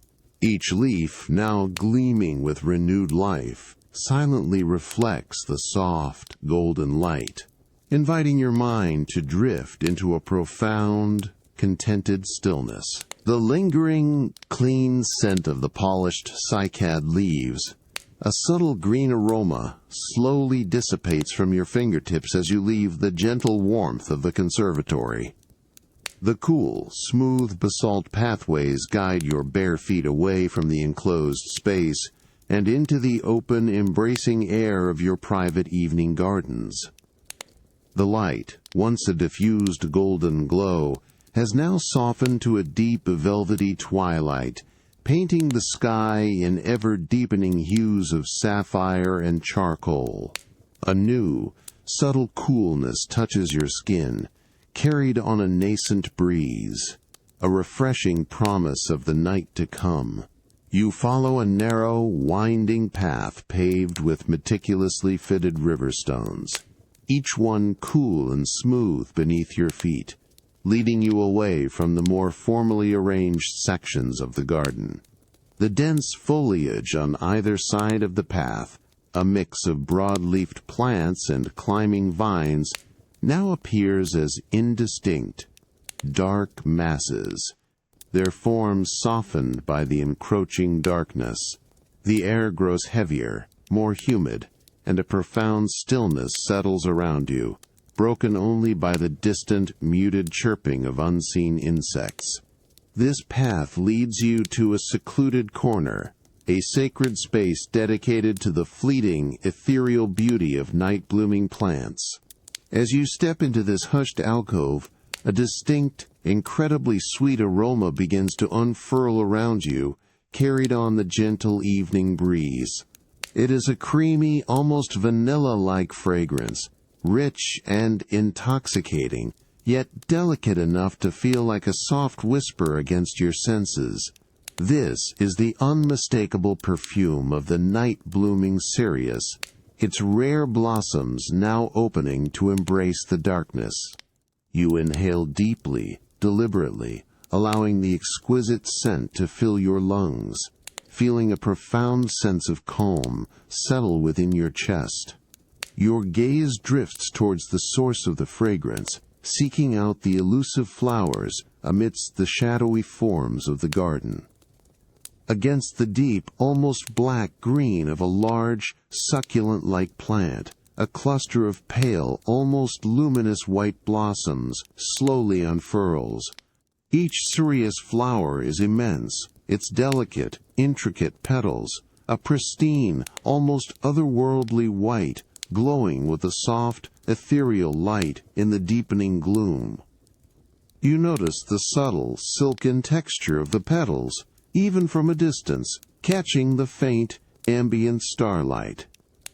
The gentle breeze, now a continuous, soft caress, causes the broad, flat leaves of the cereus plant to sway with a barely perceptible shush, a soft, rhythmic accompaniment to the unfolding beauty. You step closer, drawn by the captivating sight and the enchanting scent. The air around the cereus flowers is thick with their heady perfume, a concentrated sweetness that is both invigorating and deeply soothing. You observe the precise, almost deliberate way each petal continues its slow, unhurried opening, revealing a delicate golden center of stamens that seems to shimmer with its own inner light. The cool, soft breeze brushes against your exposed skin, carrying the intoxicating fragrance directly to you, a continuous, gentle embrace. The sounds of the distant city, once a muted hum, are now almost entirely absorbed by the profound quiet of the night, leaving only the soft rustle of leaves and the subtle, sweet presence of the flowers. You pause, allowing the exquisite beauty of the night-blooming cereus, its intoxicating fragrance, and the gentle caress of the evening breeze to envelop you completely. The quiet, unhurried unfolding of the blossoms, a testament to nature's patient rhythm, settles your mind into a deep, unwavering calm, a profound stillness that invites a gentle softening of all your senses. The profound, creamy sweetness of the night-blooming cereus, a lingering memory of the evening's fleeting beauty, gently recedes as the deep indigo of night yields to the soft, pearlescent light of a new dawn. The cool, damp air of the garden gives way to a warmer, drier atmosphere as you move through the inner palace corridors, your bare feet gliding across the smooth, polished basalt. A new, delicate perfume begins to unfurl, a medley of fresh blossoms guiding you towards a purposeful chamber. You step into the flower weaving studio, a spacious, high-ceilinged room bathed in the soft, diffused light of early morning, filtering through tall, slender windows carved from translucent alabaster. The air here is still and warm, thick with the intoxicating fragrance of countless freshly cut flowers, a vibrant, natural perfume that speaks of life and delicate beauty. The only sounds are the distant, muted chirping of early birds from the outer gardens and the soft, rhythmic rustle of activity within the studio itself. Upon low, meticulously carved cedar tables, long, slender mats woven from finely split reeds are laid out, each one immaculate. Piles of freshly gathered flowers, still glistening with the morning's dew, are arranged with deliberate artistry. Deep red asterisk, cempasúchil, bright yellow marigolds, pristine white jasmine, and delicate purple orchids. Their vibrant colors create a stunning mosaic against the pale, woven reeds, a feast for the eyes. The cool, smooth surface of the cedar table feels solid and grounding beneath your fingertips as you approach. Several skilled attendants, their hands moving with practiced, rhythmic grace, are already at work. They sit on low reed cushions, their movements silent and focused. You observe their hands as they meticulously select individual blossoms, their fingers delicate yet strong. One attendant picks up a slender strand of woven maguey fiber, its pale, earthy texture, a subtle contrast to the vibrant flowers.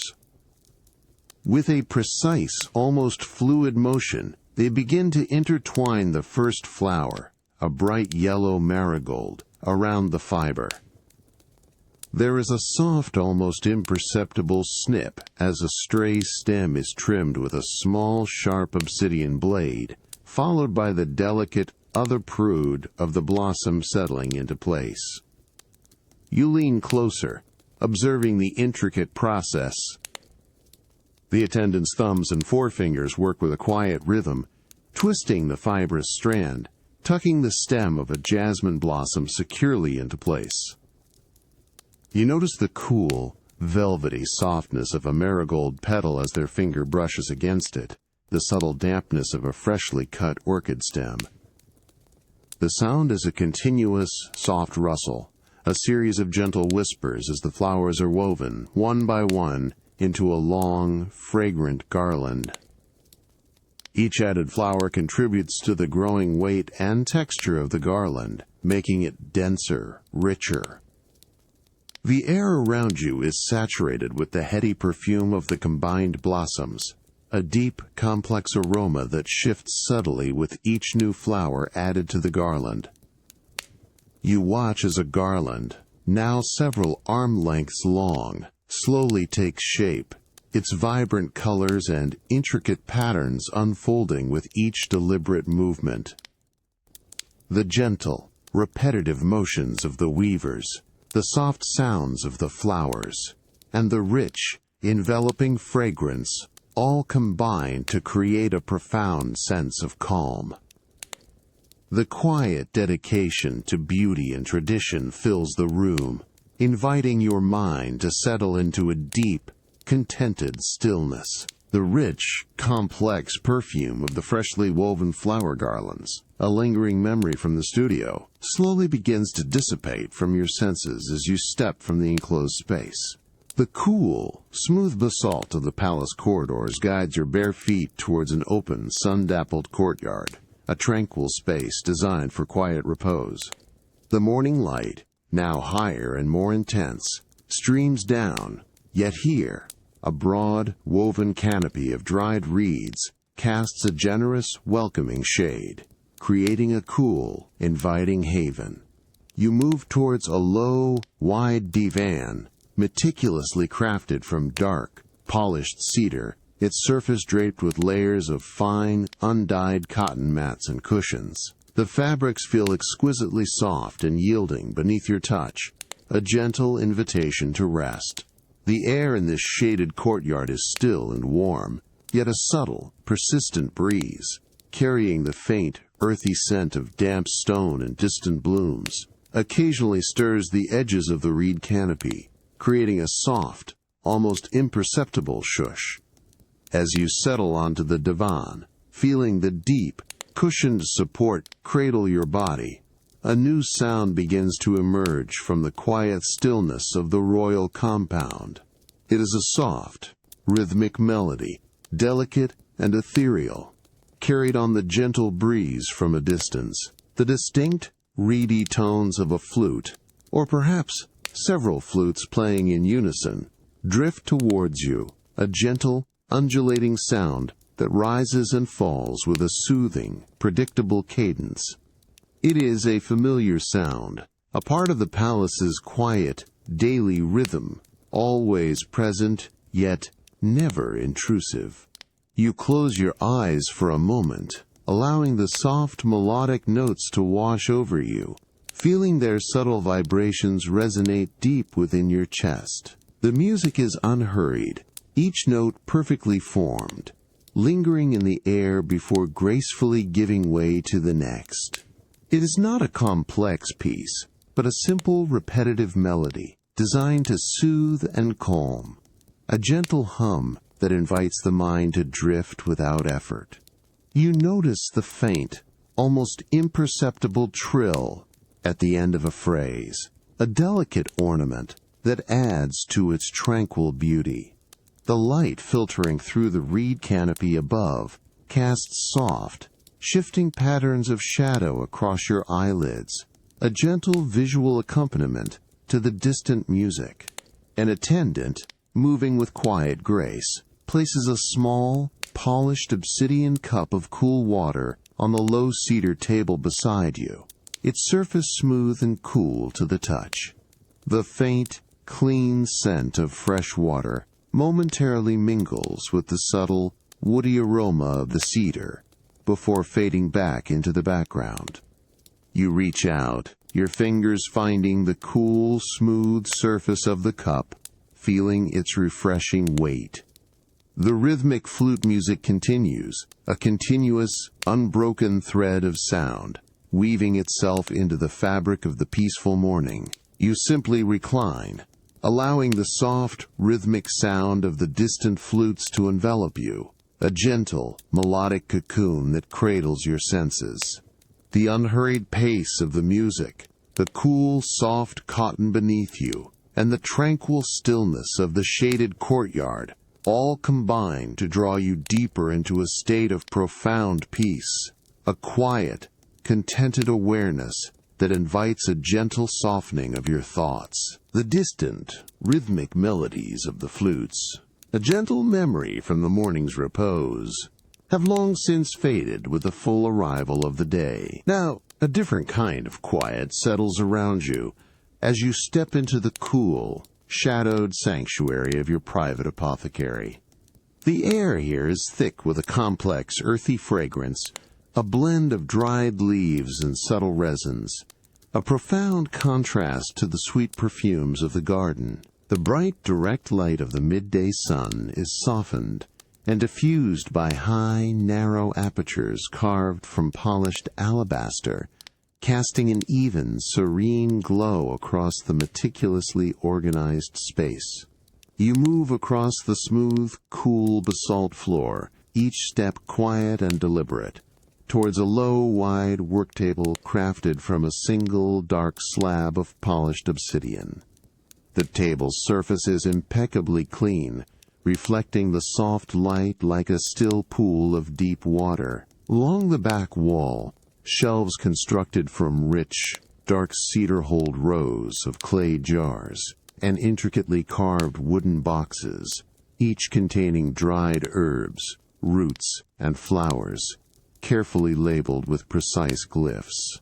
The air remains still, hushed, holding the concentrated essences of countless medicinal plants, a quiet library of natural healing. Upon the obsidian table, Your tools for balm preparation are already arranged with customary precision. A heavy, perfectly formed obsidian mortar, its inner surface worn smooth by generations of grinding, rests beside a matching pestle, its rounded end polished to a soft sheen. Small, shallow bowls carved from pale green jade hold various dried herbs, their colors ranging from muted greens to deep ochres and subtle browns.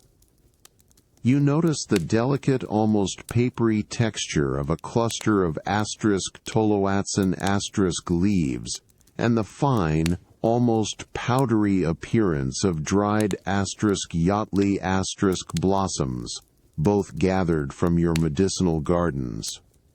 You reach for the bowl containing the *Toloatzin* leaves, selecting a small handful. Their texture is surprisingly soft, almost velvety, yet dry and brittle, crumbling slightly between your fingers with a faint, almost imperceptible rustle. You carefully transfer them to the obsidian mortar, hearing a soft, dry clatter as they settle onto its cool, smooth base. A delicate, earthy scent, tinged with a subtle bitterness, immediately rises, intensifying with the concentration of the leaves within the mortar. You then add a pinch of the dried *Yachtley* blossoms, their bright, almost spicy fragrance adding a new layer to the complex aroma. You pick up the obsidian pestle, feeling its cool, dense weight, the smooth curve of its handle fitting perfectly into your palm. With slow, deliberate intention, you begin to press the pestle into the dry herbs, applying a gentle, even pressure. There is a soft, satisfying crunch, a delicate breaking of dried fibers, followed by a rhythmic scrape as you begin to grind the herbs in a slow, circular motion. The sound is utterly consistent, a meditative, almost hypnotic rhythm that fills the quiet room. As the herbs are crushed, their concentrated aromas intensify, a potent, earthy perfume rising from the mortar. After several moments of steady grinding, the herbs are reduced to a fine, fragrant powder, their colors now a rich, uniform green-brown. An attendant, moving silently, places a small, polished gourd of clear, golden avocado oil beside the mortar. You carefully pour a slow, measured stream of the oil into the center of the powdered herbs, watching as the rich liquid slowly, deliberately, absorbs the dry powder, transforming it into a thick, glistening paste. The sound of the pestle shifts, becoming a softer, more viscous, new swish, as you continue to blend the ingredients, feeling the creamy resistance of the developing balm.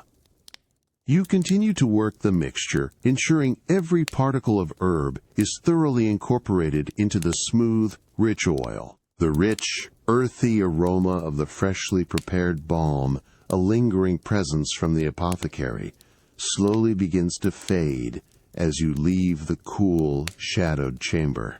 The smooth, polished basalt beneath your bare feet guides you through the quiet corridors of the palace, leading you towards a more intimate, sun-warmed space.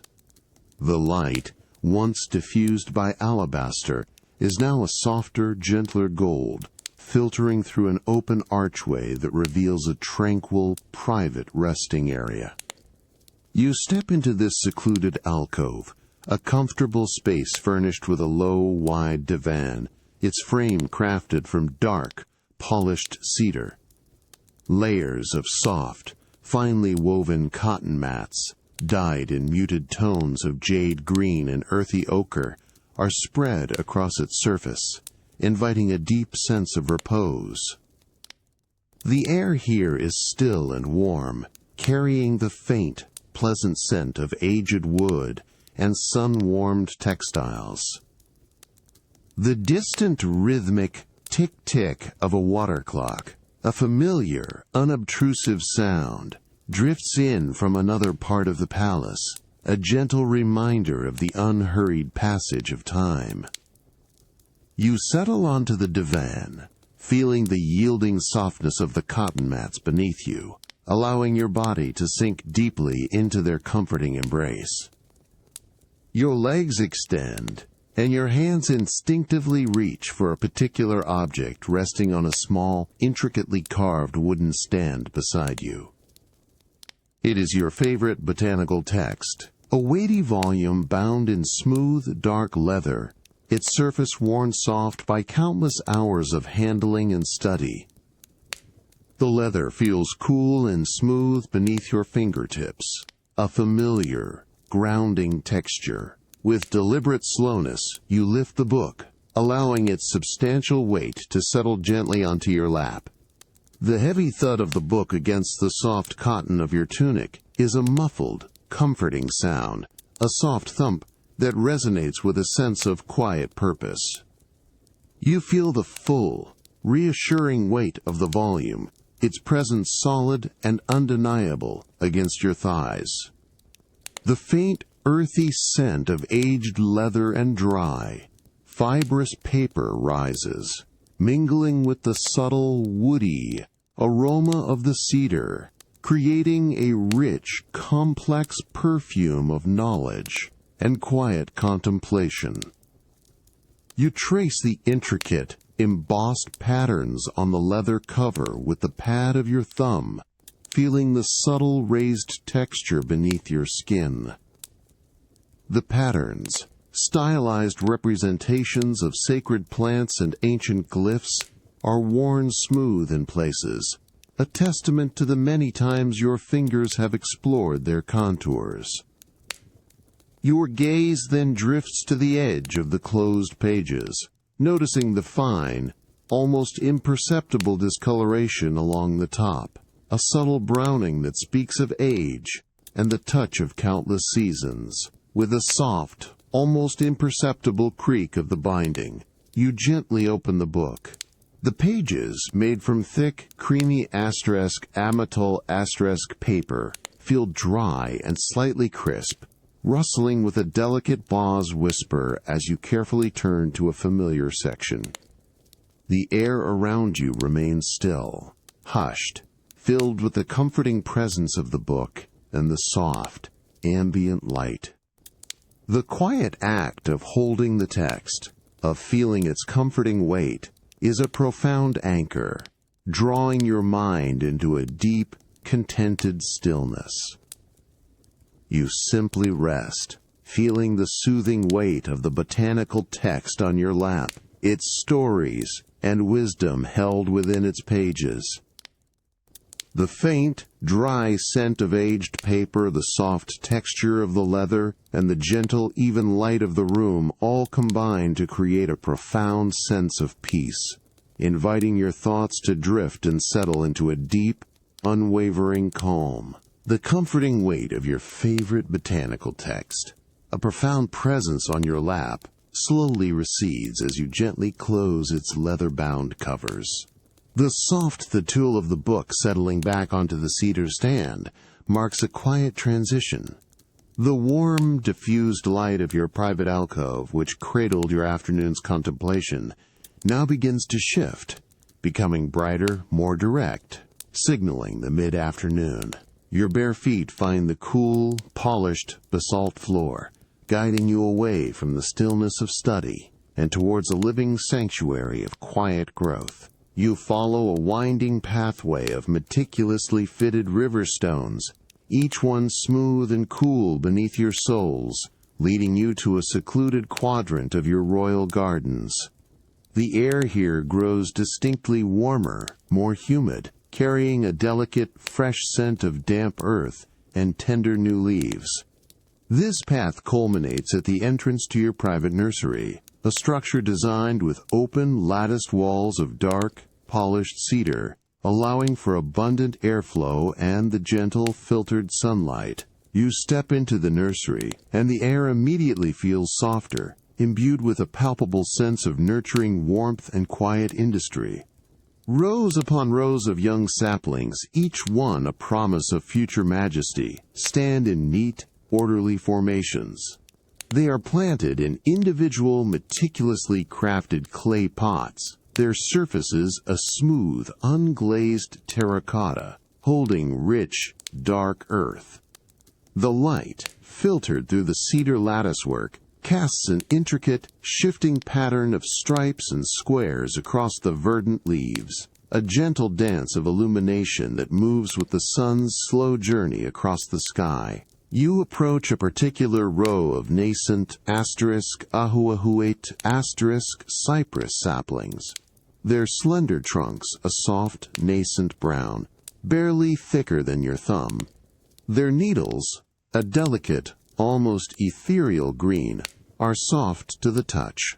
Unlike the rough bark of their mature counterparts, you reach out your hand slowly, with a quiet intention, allowing your index finger to gently brush against the tip of a single new needle. The sensation is incredibly fine, a feather-like touch, the needle yielding with a subtle, resilient spring, then springing back to its upright position.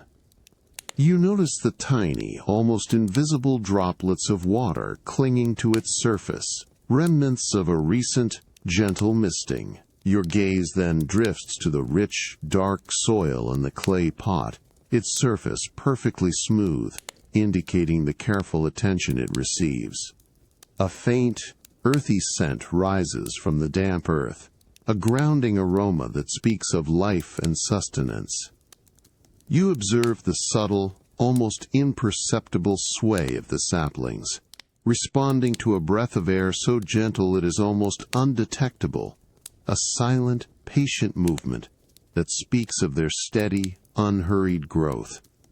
In the background, you hear the soft, rhythmic swish-swish of an attendant's hand as they carefully fan a cluster of more delicate seedlings, ensuring optimal air circulation, their presence a quiet, dedicated shadow. You pause, taking a deep, unhurried breath, allowing the quiet reverence of this space, the profound patience of nature, and the subtle, fresh scent of new growth to settle around you. The delicate, silent strength of the young saplings, each one reaching slowly towards the light, fills you with a deep sense of tranquil anticipation. The delicate, fresh scent of young *ahuehuete* cypress needles, a quiet promise of future forests, slowly recedes from your senses as you leave the gentle warmth of the nursery. Your bare feet, accustomed to the cool, smooth basalt, now follow a winding path of carefully placed river stones, each one still faintly damp from the morning's mist. The mid-afternoon sun, once filtered through cedar lattices, now casts longer, softer shadows as it begins its slow descent, painting the air with a warm, golden hue.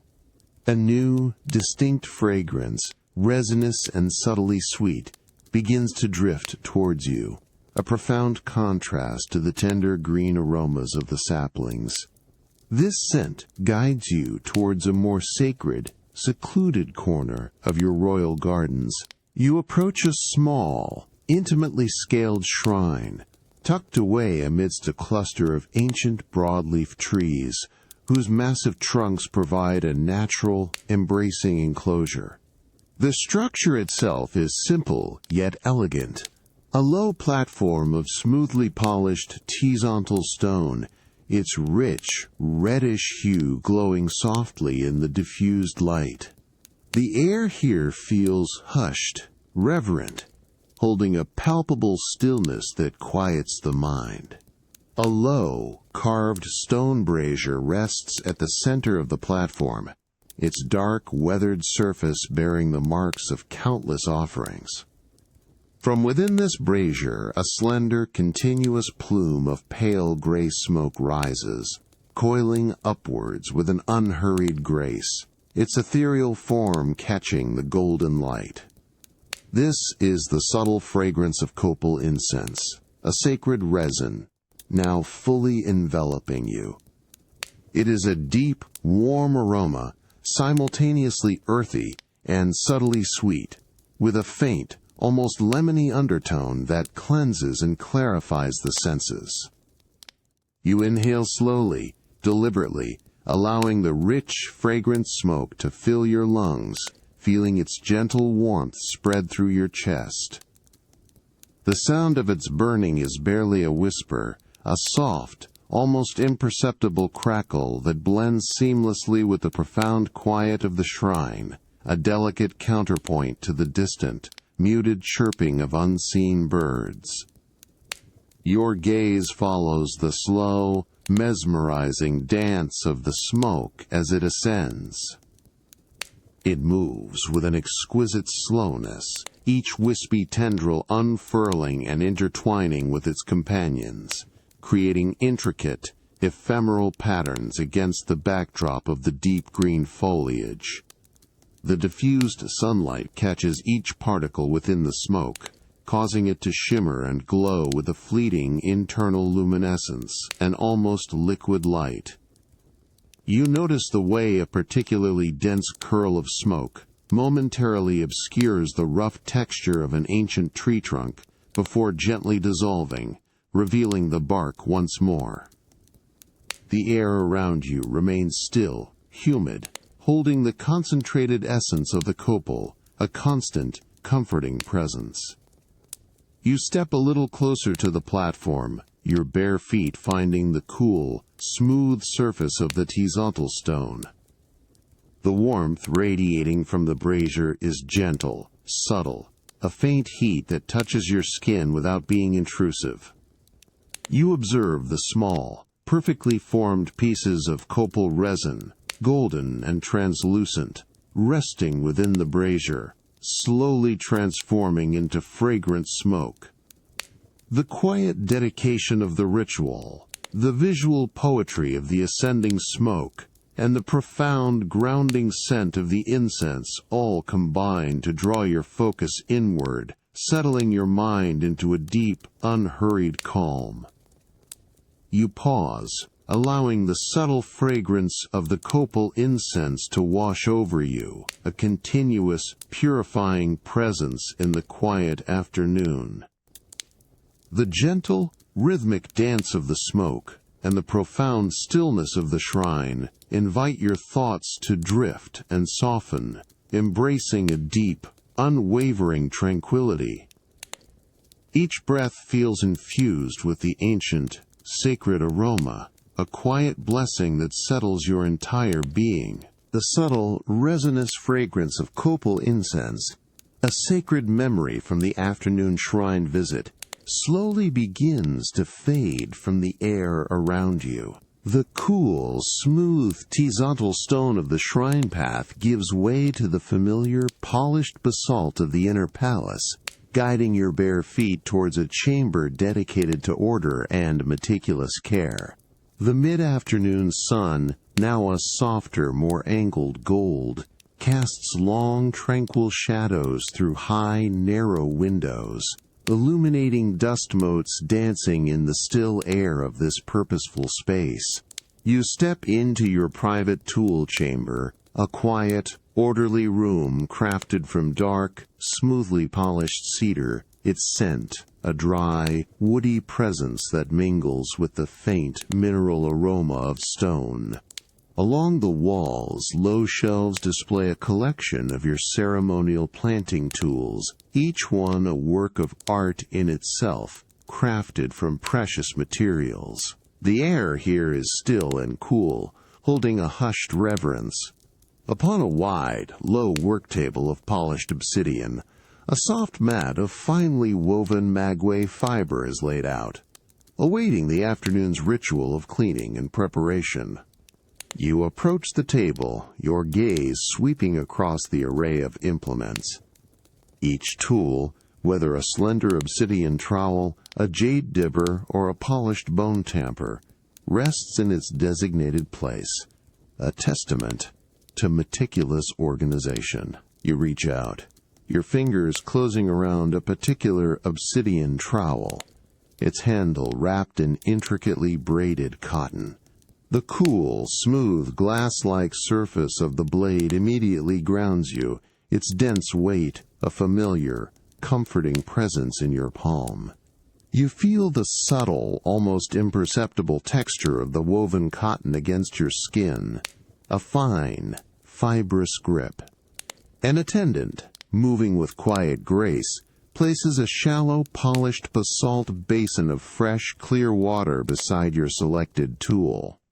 The water's surface is perfectly still, reflecting the soft light from the alabaster windows. Beside the basin, a small pile of soft, unbleached cotton cloths rests on a smooth river stone. You select one of the cloths, feeling its gentle, yielding texture. You dip a corner into the cool water, allowing it to absorb just enough moisture. Then gently squeeze the excess, feeling the cool dampness between your fingertips. With deliberate slowness, you begin to clean the obsidian trowel. Your fingers gently support the cool, smooth blade, and you apply the damp cotton cloth with light, even pressure. There is a soft, almost imperceptible swish-shush as the cloth glides across the polished surface, removing faint traces of earth and dust. You notice the way the light catches the now pristine obsidian, revealing its deep, smoky translucence, a profound darkness that seems to absorb all light. You carefully wipe along the sharp, precise edge of the blade, ensuring every speck of residue is lifted, feeling the cool, clean stone beneath your touch. You continue this quiet, repetitive motion, cleaning each tool with meticulous care. The gentle swish-shush of the cloth, the cool, smooth feel of the obsidian and jade, and the faint, clean scent of fresh water, all combine to create a deeply calming rhythm. Each tool, now gleaming with renewed luster, is returned to its precise spot on the woven maguey mat, settling with a soft, almost imperceptible click against the fibers. The room fills with a profound sense of order, of quiet purpose fulfilled. You pause, allowing your gaze to rest upon the now immaculately clean collection of ceremonial tools, each one a silent promise of future growth. The soft, angled light of the late afternoon bathes the room in a tranquil glow, inviting your mind to settle into a deep, unwavering calm. The quiet satisfaction of precise work, patiently completed, fills the space, a profound stillness that eases your senses. The lingering, clean scent of the polished ceremonial tools, a subtle memory of their meticulous care, has now fully dissipated with the passing of the night. A new day unfolds, and the cool, smooth basalt beneath your bare feet greets the delicate, nascent light of a fresh dawn as you step from your private sleeping pavilion. The air is crisp and profoundly still, holding the faint, clean aroma of cool stone and the subtle, earthy perfume of the waking gardens. You move slowly, unhurried, through a spacious, open-sided gallery that connects your sleeping quarters to the main palace. The high, arching columns, carved from dark, polished volcanic stone, stand in silent majesty, their surfaces cool to the touch. Above, a finely woven canopy of dried reeds, meticulously arranged, filters the early morning sun into a soft, diffused glow. This gentle light, a pale ethereal gold, bathes the entire expanse of the polished stone floor, transforming it into a luminous canvas.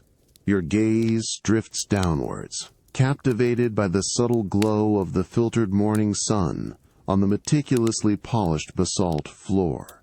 The dark, smooth surface reflects the light with an almost liquid quality, creating long, shimmering streaks of pale gold that stretch out before you.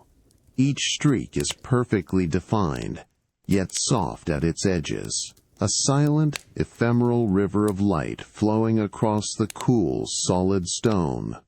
You notice the tiny, almost invisible dust motes dancing within these golden shafts, caught and illuminated as they drift slowly, lazily, through the still air, their movements almost imperceptible. As you take another slow, deliberate step, your bare foot slides effortlessly across a particularly smooth section of the polished basalt. The sensation is one of profound coolness, a gentle, grounding touch that spreads upwards through your entire being. You feel the almost imperceptible resistance of the stone, its unyielding solidity beneath your weight. The faint, clean scent of the polished stone, a subtle mineral aroma, rises to meet you, mingling with the fresh, humid breath of the garden that drifts in from beyond the open archways.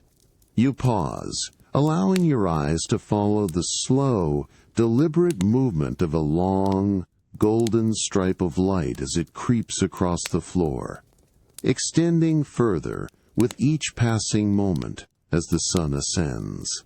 It illuminates the intricate, almost microscopic patterns etched into the surface of the basalt, tiny veins and fissures that catch the light and create delicate, shimmering lines. A very distant, almost imperceptible swish-shush of a broom can be heard from a far-off courtyard, a soft, rhythmic sound that blends seamlessly into the profound quiet of the morning, a subtle reminder of the palace's gentle awakening. The soft glow of the filtered morning sun, a tranquil golden presence, continues to bathe the polished stone floor, creating a serene and ever-shifting landscape of light. You simply stand, allowing the cool, smooth stone beneath your feet, the gentle warmth of the filtered light, and the profound stillness of the morning to settle deep within you, inviting your thoughts to drift, to soften, and to embrace a deep, unwavering calm. The soft golden glow that warmed the polished basalt floor of the palace gallery, a gentle illumination from the nascent morning, now begins to guide your bare feet towards the open archway. The cool, smooth stone beneath you, a familiar comfort, yields to the fresh, waking air of your private gardens, drawing you outward. You step across the threshold, feeling the subtle shift in temperature against your skin, a refreshing coolness that hints at the dew-kissed leaves beyond. The polished basalt transitions, with a graceful, almost imperceptible change, into the familiar path of meticulously placed river stones. Each one, a unique shape and shade of gray or soft brown, feels cool and firm beneath your soles, offering a subtle, grounding pressure with every unhurried, deliberate step you take. This path, a ribbon of ancient stone, winds gently through this cherished section of your botanical domain, a place of profound tranquility. The air here is distinctly cooler and more humid than within the palace walls, carrying a complex, invigorating perfume that gently unfolds around you. It is a layered aroma of damp, rich earth, the deep, green freshness of countless leaves, and the subtle, nascent sweetness of morning blossoms, a familiar embrace that awakens your senses with each slow, deep breath. Overhead, the sun, now a brighter, more direct gold, as it ascends higher in the morning sky, filters through the dense, overarching canopy of ancient **Puchote* trees. These majestic guardians, their gnarled branches reaching towards the heavens, cast an intricate, ever-shifting mosaic of light and shadow across the pathway before you. You watch with a quiet, absorbed fascination as a small, perfectly formed patch of sunlight, no larger than the span of your hand, dances across the cool, gray surface of a particular river stone, its warmth a fleeting, gentle caress against the cold stone.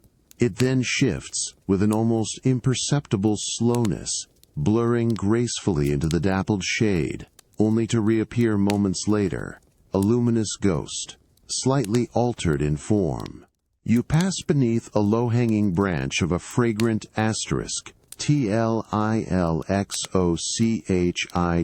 asterisk vine, its dark green leaves, glossy and smooth, brushing very lightly against your shoulder.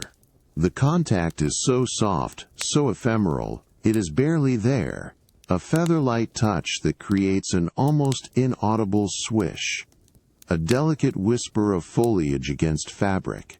As your skin makes contact, a subtle, vanilla-like aroma, rich and warm, is momentarily released from the disturbed leaves, a fleeting, exquisite perfume that quickly dissipates, melting back into the general, encompassing garden air. Your gaze drifts downwards, noticing the meticulously manicured edges of the path, where clusters of low-growing ferns unfurl their delicate, intricate fronds. Each frond, a miniature work of art, still holds tiny, shimmering droplets of dew, catching the bright, filtered light and reflecting it back in 1,000 miniature sparkling jewels. The profound silence of this private section of the gardens is occasionally punctuated by the soft, distant cooing of doves, a gentle, rhythmic sound that drifts from a hidden alcove, blending seamlessly with the ambient quiet. This continuous, soothing murmur adds to the pervasive tranquility, a living, breathing soundscape of peace. Further along the path, partially concealed by a cluster of broad-leafed plants whose surfaces are still damp with dew, a small, polished obsidian marker stands sentinel. Its cool, smooth surface, wet with the lingering moisture, reflects a distorted, shimmering image of the surrounding greenery, a dark mirror holding fragments of the garden's beauty. You trace the familiar, ancient glyph carved into its surface with your eye, a symbol representing the asterisk Xochitlalpan, the place of flowers, a quiet affirmation of your presence in this cherished, sacred space. The deeper, more profound emerald hue of the shaded garden path now begins to lighten, a subtle shift as you emerge from the embrace of ancient foliage. The river stones beneath your bare feet, cool and smooth, gradually give way to a broader, packed earth pathway, meticulously maintained and bordered by low, precisely cut horizontal stone. The air, once heavy with the scent of damp earth and deep greens, now feels more expansive, carrying a different, lighter aroma, the dry, sweet scent of ripening grains and sun-warmed fields. This path leads you to an elevated viewing platform, granting a sweeping vista over a vast, purposeful landscape.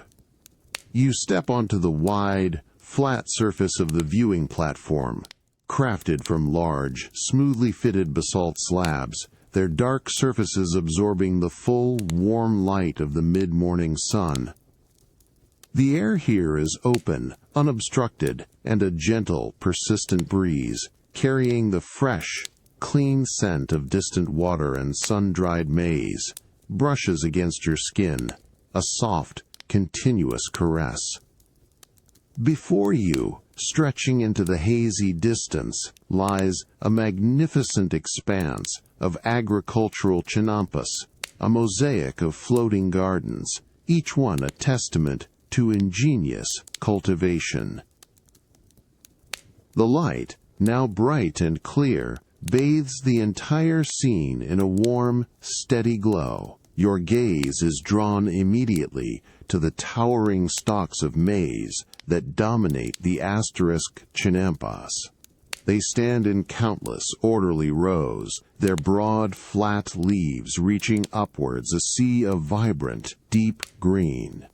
Each stalk, resilient and strong, rises to a height well above your head, forming a living wall that undulates with the subtle energy of the breeze. You notice the faint, almost imperceptible sheen on the surface of the leaves, catching the direct sunlight and reflecting it back in 1,000 tiny fleeting glints of gold.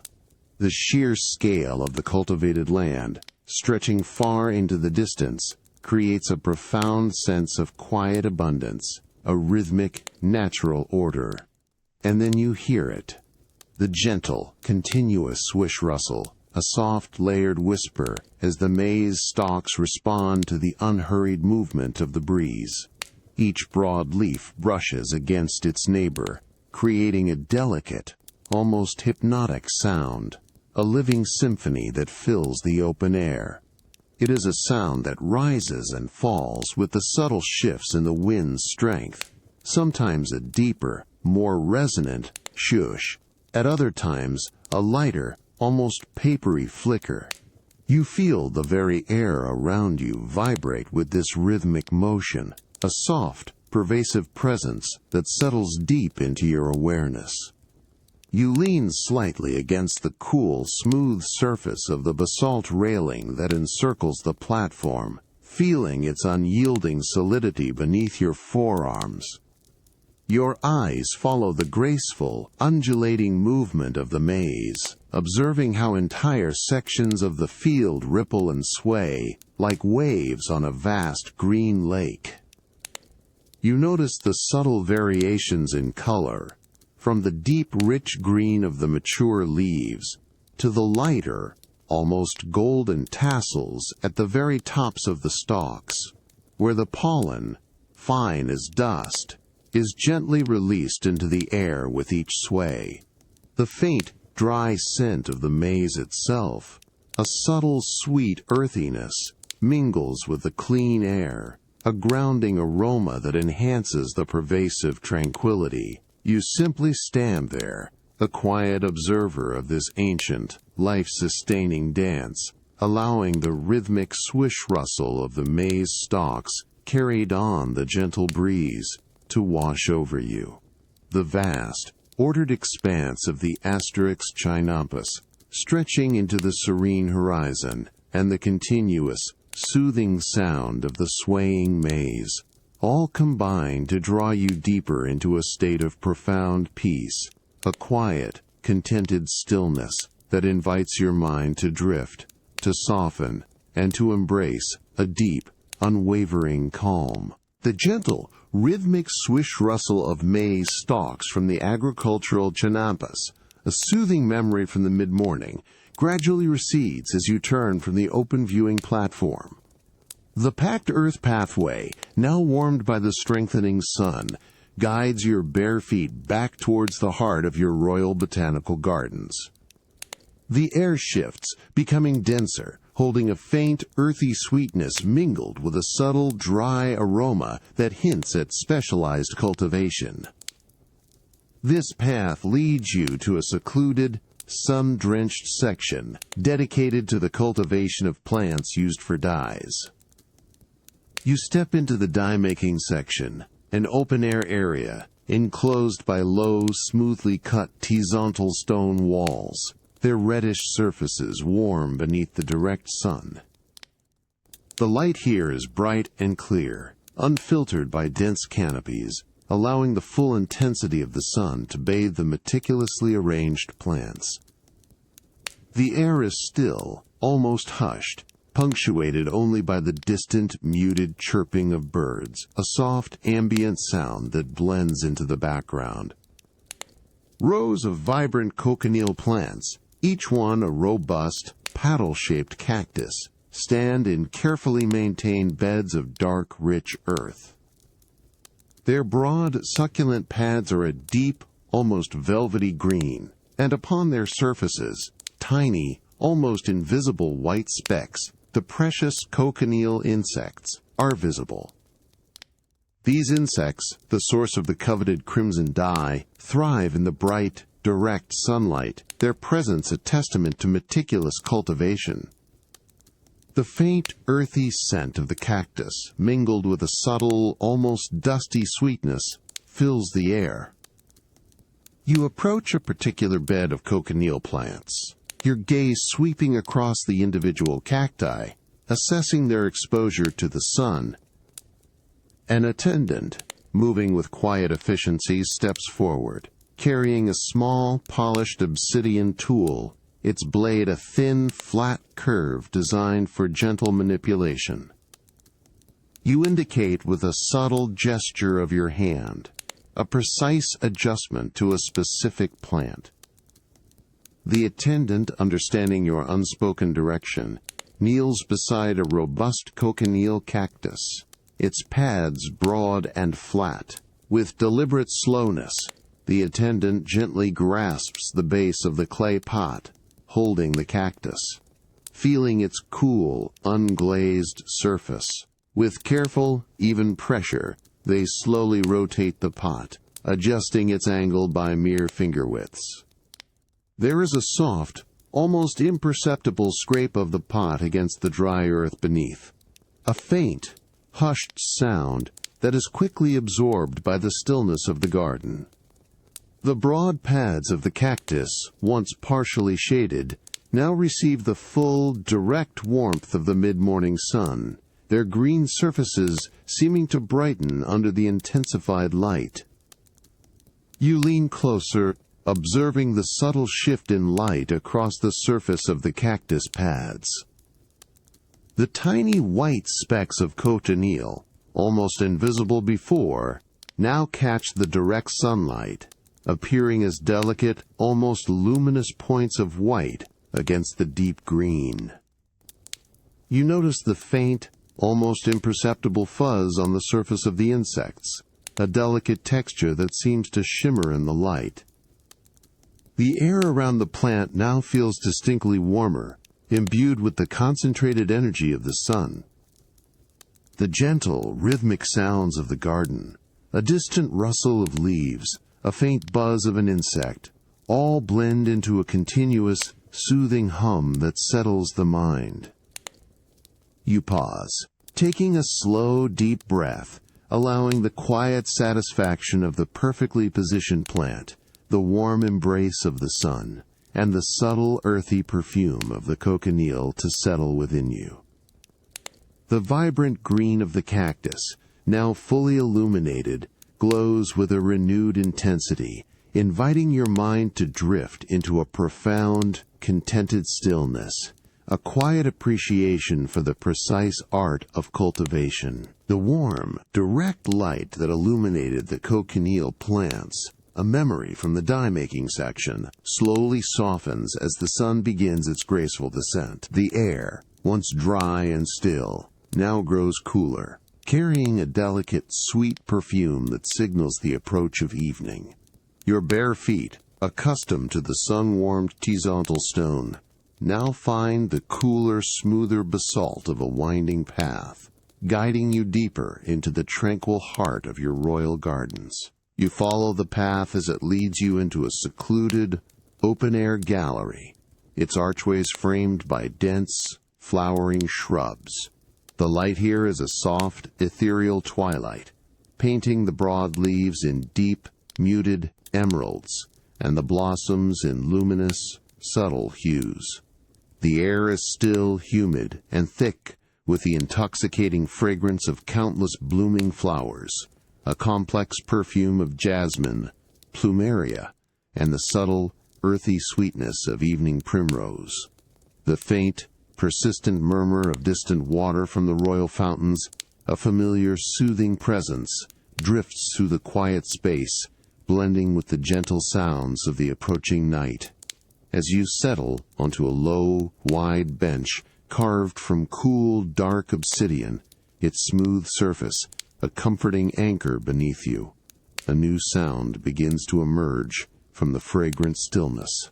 It is a soft, continuous humming, a delicate, almost imperceptible vibration that seems to emanate from the very air itself. This is the quiet hum of insects, now stirring to life amidst the dense, flowering shrubs that line the gallery walls. It is a sound that rises and falls with a subtle, rhythmic cadence, a gentle, living whisper that settles deep into your awareness. Your gaze drifts towards a cluster of white plumeria blossoms, their waxy petals a soft, luminous presence against the deepening green of the leaves. You notice a tiny, almost invisible bee, its body a blur of motion, hovering delicately before a single flower, its wings creating that distinctive, soft hum. It delves into the heart of the blossom, its delicate legs gathering pollen, before gently lifting away with a barely audible buzz, disappearing into the shadowy depths of the shrub. The air around the blossoms feels saturated with their sweet, creamy perfume, a rich, inviting aroma that intensifies with the gathering dusk. You lean back, allowing the cool, smooth obsidian of the bench to support your weight, feeling its solid, unyielding presence against your spine. The soft, rhythmic hum of the insects continues, a constant, gentle presence that cradles the deepening evening. You observe the way the last vestiges of twilight, a delicate wash of soft violet and pale rose, paint the sky above the open courtyard, fading slowly, gracefully, into the profound indigo of night. The individual sounds of the garden, the rustle of a leaf, the distant coo of a dove, all blend into a continuous, soothing tapestry of ambient quiet. You simply rest there, allowing the quiet hum of the insects amidst the flowering shrubs and the intoxicating fragrance of the evening blooms to envelop you completely. The gentle rhythm of the natural world, as it settles into the soft embrace of dusk, invites your thoughts to drift, to soften, and to embrace a deep, unwavering tranquility. Each breath feels infused with the calming essence of the garden, a profound stillness that eases your entire being. The gentle, rhythmic hum of insects from the flowering shrubs, a soft memory from the deepening twilight, slowly recedes as the profound indigo of night gives way to the first delicate blush of dawn. The cool, smooth basalt of the garden path, which guided your evening stroll, now leads your bare feet towards the inner sanctuary of the palace. The air shifts, becoming crisper, profoundly clean, carrying the invigorating scent of cool stone and the subtle, fresh perfume of dew-kissed leaves, a quiet promise of a new day. You step into your private inner courtyard, a serene space enclosed by high, smoothly polished volcanic stone walls, their surfaces still cool to the touch. The light here is a soft, pearlescent gray, filtering gently through a high, open archway, bathing the entire courtyard in an even, tranquil glow. At the center of the space, a low, circular altar, carved from a single block of pale green jade, rests upon a raised platform of dark, polished basalt. Its smooth, cool surface, now illuminated by the nascent light, gleams with a subtle, inner luminescence, awaiting the morning's ritual. The air in this courtyard feels hushed, reverent, holding a palpable stillness that quiets the mind. Attendants, moving with a silent, practiced grace, approach the altar. They carry shallow, wide baskets woven from finely split reeds, their earthy texture a subtle contrast to the precious contents. Within these baskets, an exquisite array of fresh fruits and blossoms is arranged with deliberate artistry. You observe the smooth, vibrant skins of ripe papayas, their golden-orange hues catching the soft light, nestled beside the deep, creamy blush of mamey fruit.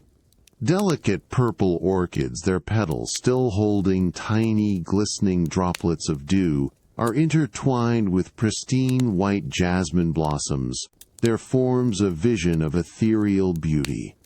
The subtle, sweet perfume of the fruits, mingled with the heady fragrance of the flowers, drifts towards you, a rich, inviting aroma that fills the tranquil air. You approach the altar, your bare feet making no sound on the cool basalt.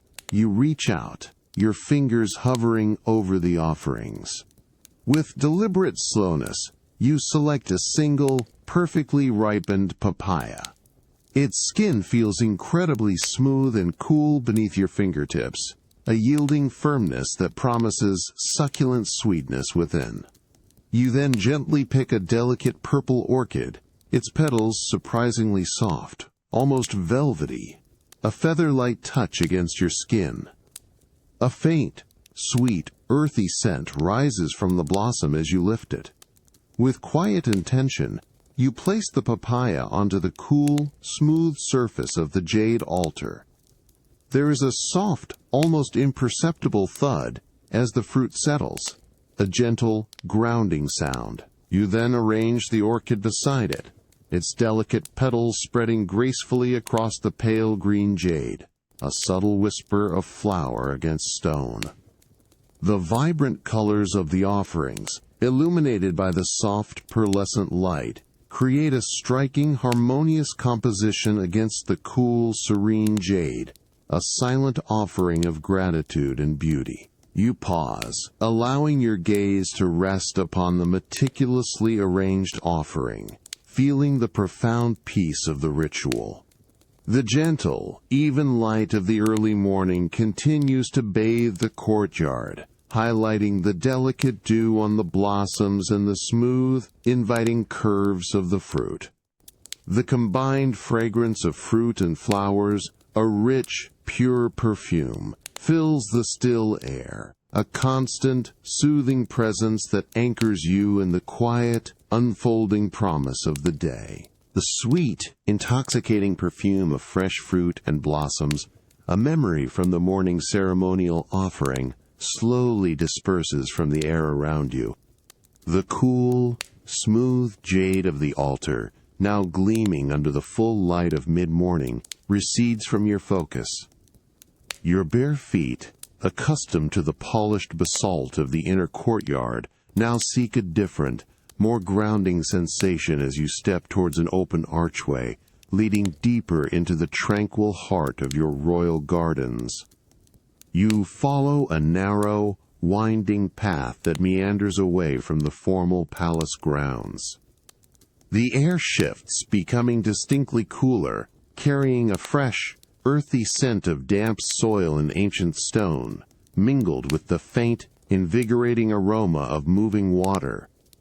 The bright, direct light of the mid-morning sun, once unobstructed in the courtyard, is now dappled and softened, filtered through a dense canopy of broad-leafed trees that line the pathway, casting an intricate mosaic of shifting light and shadow across the ground. Your bare feet make contact with the path beneath you, and a profound sense of groundedness settles through your entire being. Each step is met with the cool, smooth sensation of river-worn stones. These are not perfectly cut blocks, but natural stones, rounded and polished by centuries of flowing water, meticulously fitted together to form a seamless, undulating surface. You feel the subtle variations in their contours, the gentle curves and depressions that cradle your souls, offering a comforting, almost meditative pressure with every unhurried, deliberate movement. The faint, clean scent of wet stone, a subtle mineral aroma, rises to meet you, mingling with the fresh, humid breath of the surrounding foliage. As you walk, your gaze drifts downwards, observing the intricate patterns formed by the interlocking stones. Some are a deep, charcoal gray, almost black, absorbing the light, while others are a pale, soft beige, catching the filtered sun and reflecting it back in a muted glow. You notice the delicate, almost invisible veins of quartz that thread through some of the darker stones, shimmering with a faint, internal luminescence. The spaces between the stones are filled with fine, dark earth, damp and cool, offering a subtle, yielding counterpoint to the unyielding solidity of the rock. A soft, continuous lap-lap of unseen water can be heard nearby, a gentle, rhythmic whisper that blends seamlessly with the profound quiet of the garden. It is the sound of a hidden stream, flowing steadily over smooth pebbles, a constant, soothing presence that further enhances the tranquility of this secluded path. You feel the subtle coolness that emanates from the nearby water, a refreshing breath of air that touches your ankles as you pass. The rustle of a distant leaf, a soft, papery shush, is barely perceptible, a delicate accompaniment to the omnipresent quiet. You pause, allowing your feet to fully settle on a particularly large, flat riverstone, its surface exquisitely smooth and cool. You close your eyes for a moment, absorbing the profound sense of connection to the earth beneath you, feeling the cool, silent strength of the ancient stones. The gentle, rhythmic sounds of the hidden stream, and the cool, grounding sensation beneath your bare feet, all combine to draw you deeper into a state of profound peace, a quiet, contented stillness that invites your mind to drift, to soften, and to embrace a deep, unwavering calm. The cool, smooth sensation of the river-worn stones beneath your bare feet, a grounding memory from the garden path, slowly fades as you step from the dappled shade. The air shifts, becoming warmer, drier, and carrying a faint, pleasant scent of dried amidal paper, and polished wood. The mid-morning sun, now higher and brighter, streams through the high, narrow windows of your private design chamber, illuminating dust motes dancing in the still air, a quiet, golden haze. You enter the design chamber, a spacious, orderly room crafted from dark, smoothly polished cedar, its walls lined with intricate botanical scrolls. The air here is hushed, a sanctuary of quiet planning and meticulous thought. At the center of the room, a large, low work table of polished obsidian rests upon a raised platform of smooth basalt. Its dark, reflective surface, cool to the touch, is currently covered with several large, unfurled amatol paper scrolls, each one adorned with precise, hand-drawn architectural plans. You approach the table, your gaze sweeping across the detailed drawings. These are the intricate plans for a new water garden, a complex design of channels, basins, and cascading features. Your three trusted assistants, moving with quiet, deferential grace, are already gathered around the table, their attention focused on the scrolls. Their cotton tunics, in muted earth tones, rustle softly as they shift their weight, a subtle, almost imperceptible sound in the quiet room. The faint, dry scent of the amidal paper, mingled with the woody aroma of the cedar, fills the air around you. You lean closer to the table, your index finger gently tapping a specific section of the plan. The amidal paper feels smooth and dry beneath your touch, yet holds a subtle, fibrous texture. You trace a delicate, curving line, representing a new water channel, feeling the faint, raised texture of the dark ink. One of your assistants, with a soft, almost inaudible swoosh of their hand against the paper, carefully smooths out a slight curl in the scroll's edge, ensuring its flatness. The light catches the dark ink, highlighting the precise, intricate details of the proposed water flow, a testament to careful hydrological calculation. You then lift a small, perfectly carved obsidian stylus, its tip honed to a fine point. The cool, dense weight of the stone feels familiar and comforting in your hand. With a soft, deliberate motion, you gently tap a specific point on the plan, indicating a proposed placement for a new, tiered water basin. There's a delicate, almost whispered tap-tap of obsidian against paper, a crisp, precise sound that resonates softly in the quiet room. Your assistants lean in slightly, their shadows falling across the plans, their focused attention palpable. You continue to review the plans, your finger tracing the proposed pathways of water, the placement of various aquatic plants, and the intricate system of overflow. The soft, dry rustle of the *amatl* paper, as you subtly adjust its position, is a continuous, calming sound. The air remains still, infused with the subtle sense of paper and cedar, a quiet, purposeful atmosphere. The shared focus on the intricate details of the new water garden, a vision of future tranquility, fills the space with a profound sense of shared purpose and quiet anticipation. You pause, allowing your gaze to sweep over the entire expanse of the architectural plans, feeling the profound beauty of the design taking shape. The soft golden light illuminates the intricate lines and symbols, inviting your mind to drift into a deep, unwavering calm, a quiet appreciation for the meticulous art of creation. The faint, dry rustle of *amatl* paper, a memory from the architectural plans, slowly recedes as you turn from the obsidian table. The cool, smooth basalt of the design chamber gives way to the familiar, sun-warmed riverstones of the garden path, guiding your bare feet towards a more ancient, embracing part of your royal domain. The mid-afternoon sun, now lower and softer, casts long, tranquil shadows, painting the air with a warm golden hue. A profound, earthy scent mingled with the deep, woody aroma of aged trees begins to envelop you, a comforting presence that speaks of enduring time. You follow the winding path as it leads you into a secluded, hushed grove, a place of deep shade and ancient serenity.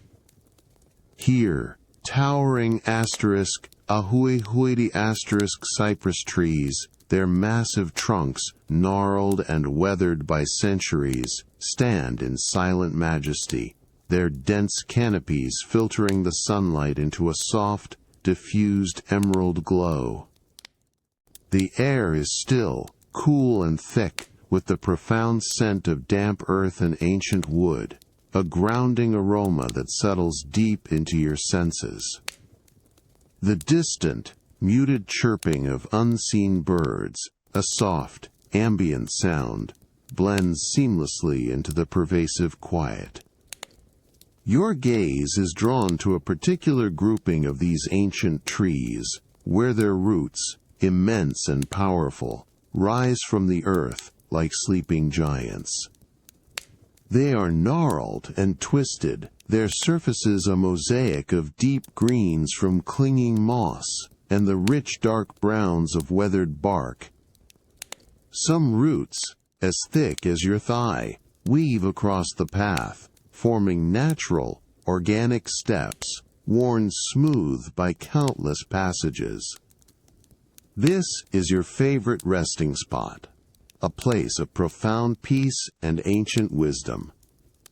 You approach a particularly wide, flat root, its surface worn smooth and cool by the passage of time and the gentle caress of the elements. You lower yourself slowly, gracefully, feeling the cool, firm surface of the root beneath you. It is unyielding, yet profoundly supportive, a solid connection to the ancient earth. You lean back against the rough, textured bark of the tree trunk, feeling its cool, uneven surface against your spine, a gentle grounding pressure.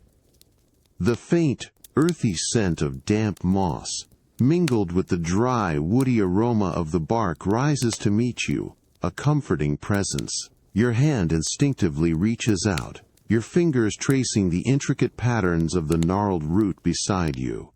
The surface is cool and rough, yet surprisingly smooth in places, worn by centuries of gentle friction. You feel the subtle undulations of the wood, the deep grooves and gentle rises, a silent map of its long existence. The diffused light, filtering through the dense canopy, casts soft, shifting patterns of emerald and gold across the root's surface, highlighting the delicate textures and contours. You close your eyes for a moment, allowing the profound stillness of the ancient grove to envelop you completely. The cool, firm touch of the gnarled root beneath you, the rough embrace of the tree trunk at your back, and the deep, earthy scent of the ancient forest all combine to create a powerful sense of groundedness and peace. The distant, muted sounds of the world, now almost entirely absorbed by the profound quiet of the grove, fade into an indistinct hum. You simply rest, feeling the comforting presence of these ancient, gnarled tree roots, a silent invitation to drift, to soften, and to embrace a deep, unwavering tranquility. The comforting presence of the ancient, gnarled tree roots, a profound memory from your favorite resting spot, slowly recedes as you rise. The cool, firm earth beneath your bare feet gives way to the smooth, sun-warmed riverstones of the winding path, guiding you away from the hushed grove. The mid-afternoon sun, now a softer, more golden hue, casts long, tranquil shadows, painting the air with a warm, embracing glow. A delicate, fresh scent of green leaves and subtle blossoms begins to envelop you, drawing you towards a structured, yet living part of your royal gardens. You follow the path as it leads you into a magnificent trellised walkway, a long, arched corridor, formed by meticulously crafted wooden lattices. Overhead, a dense canopy of climbing vines, their leaves a vibrant, deep green, provides a continuous dappled shade, filtering the sunlight into a soft emerald glow. The air here is still and humid, thick with the subtle perfume of countless leaves and the faint, sweet aroma of tiny, unseen blossoms hidden within the foliage. The only sounds are the distant, muted chirping of birds, a soft, ambient presence that blends into the pervasive quiet. You pause beneath the arching canopy, your gaze drawn to a particular section of the vine, where several slender tendrils have begun to intertwine, slightly tangling amongst themselves, straying from their intended path along the lattice. These tendrils are a delicate, pale green, their tips curled with nascent growth, reaching out with a quiet determination. You notice the tiny, almost microscopic hairs that cover their surfaces, giving them a subtle velvety texture, even from a slight distance. The diffused sunlight catches on the delicate leaves, highlighting their intricate vein patterns, a miniature map of life. You lift your hands slowly, with a quiet intention, extending your index finger towards the entwined tendrils. The air around them feels soft, humid, carrying the subtle, fresh scent of the vine itself, a clean, green aroma. Your fingertip makes contact with one of the delicate tendrils, a feather-light touch. It feels incredibly fine, almost fragile, yet possesses a surprising resilience. You gently press against it, feeling its soft, yielding resistance, then, slowly, carefully, begin to guide it away from its entangled companions. There is no sound, only the subtle, precise movement of your finger. With deliberate slowness, you work to untangle the delicate tendrils. Your thumb and forefinger gently separate one from another, feeling the almost imperceptible pull as the tiny, curled tips release their hold. You guide each tendril with meticulous care, redirecting it along the smooth, cool surface of the wooden lattice, encouraging it to follow its intended path. The wood of the trellis, dark and polished, feels smooth and slightly cool beneath your touch, a sturdy anchor for the delicate vine. You notice the faint, almost invisible moisture that transfers from the tendril to your fingertip, a cool, refreshing dampness. You continue this quiet, meditative work, untangling each delicate tendril with unhurried precision. The soft, yielding texture of the vine, the cool, smooth wood of the trellis, and the subtle, fresh scent of the leaves all combine to create a deeply calming rhythm. Each tendril, now gracefully positioned along the lattice, seems to breathe a silent sigh of contentment, reaching outwards with renewed purpose.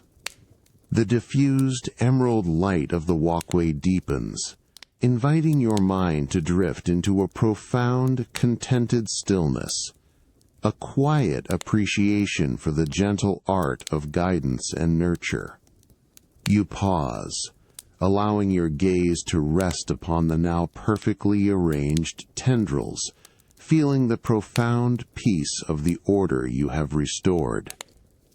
The gentle sway of the vine in the imperceptible breeze and the tranquil, emerald light of the trellised walkway invite your thoughts to soften, to expand, and to embrace a deep, unwavering calm. The delicate, yielding tendrils of the climbing vine, now gracefully guided along the trellised walkway, slowly recede from your fingertips. The emerald light of the mid-afternoon, filtered through the dense foliage, begins its subtle shift, deepening to a softer, more profound twilight as the sun dips lower in the sky. Your bare feet, accustomed to the cool, smooth river stones, now find a broader path of meticulously packed earth, leading you away from the structured beauty of the trellises and into a more expansive, yet still secluded, section of your royal gardens. The air shifts, growing cooler, carrying the faint earthy scent of damp soil and distant, night-blooming jasmine, a subtle promise of the evening to come. You move slowly, unhurried, through this open yet intimate part of the garden, where tall, ancient *pochote* trees form a natural, embracing canopy overhead. Their massive trunks, gnarled and weathered by centuries, stand in silent majesty, filtering the fading light into a soft, ethereal glow that bathes the ground in gentle, shifting shadows. The air here feels hushed, almost reverent, holding a palpable stillness that quiets the mind. The distant, muted chirping of unseen birds, a soft, ambient presence, blends seamlessly into the pervasive quiet. And then, from far off, beyond the dense layers of foliage and stone walls of the palace, you hear it. A low, resonant thump-thump, a rhythmic beat that is deeply muffled by the distance and the intervening layers of the garden.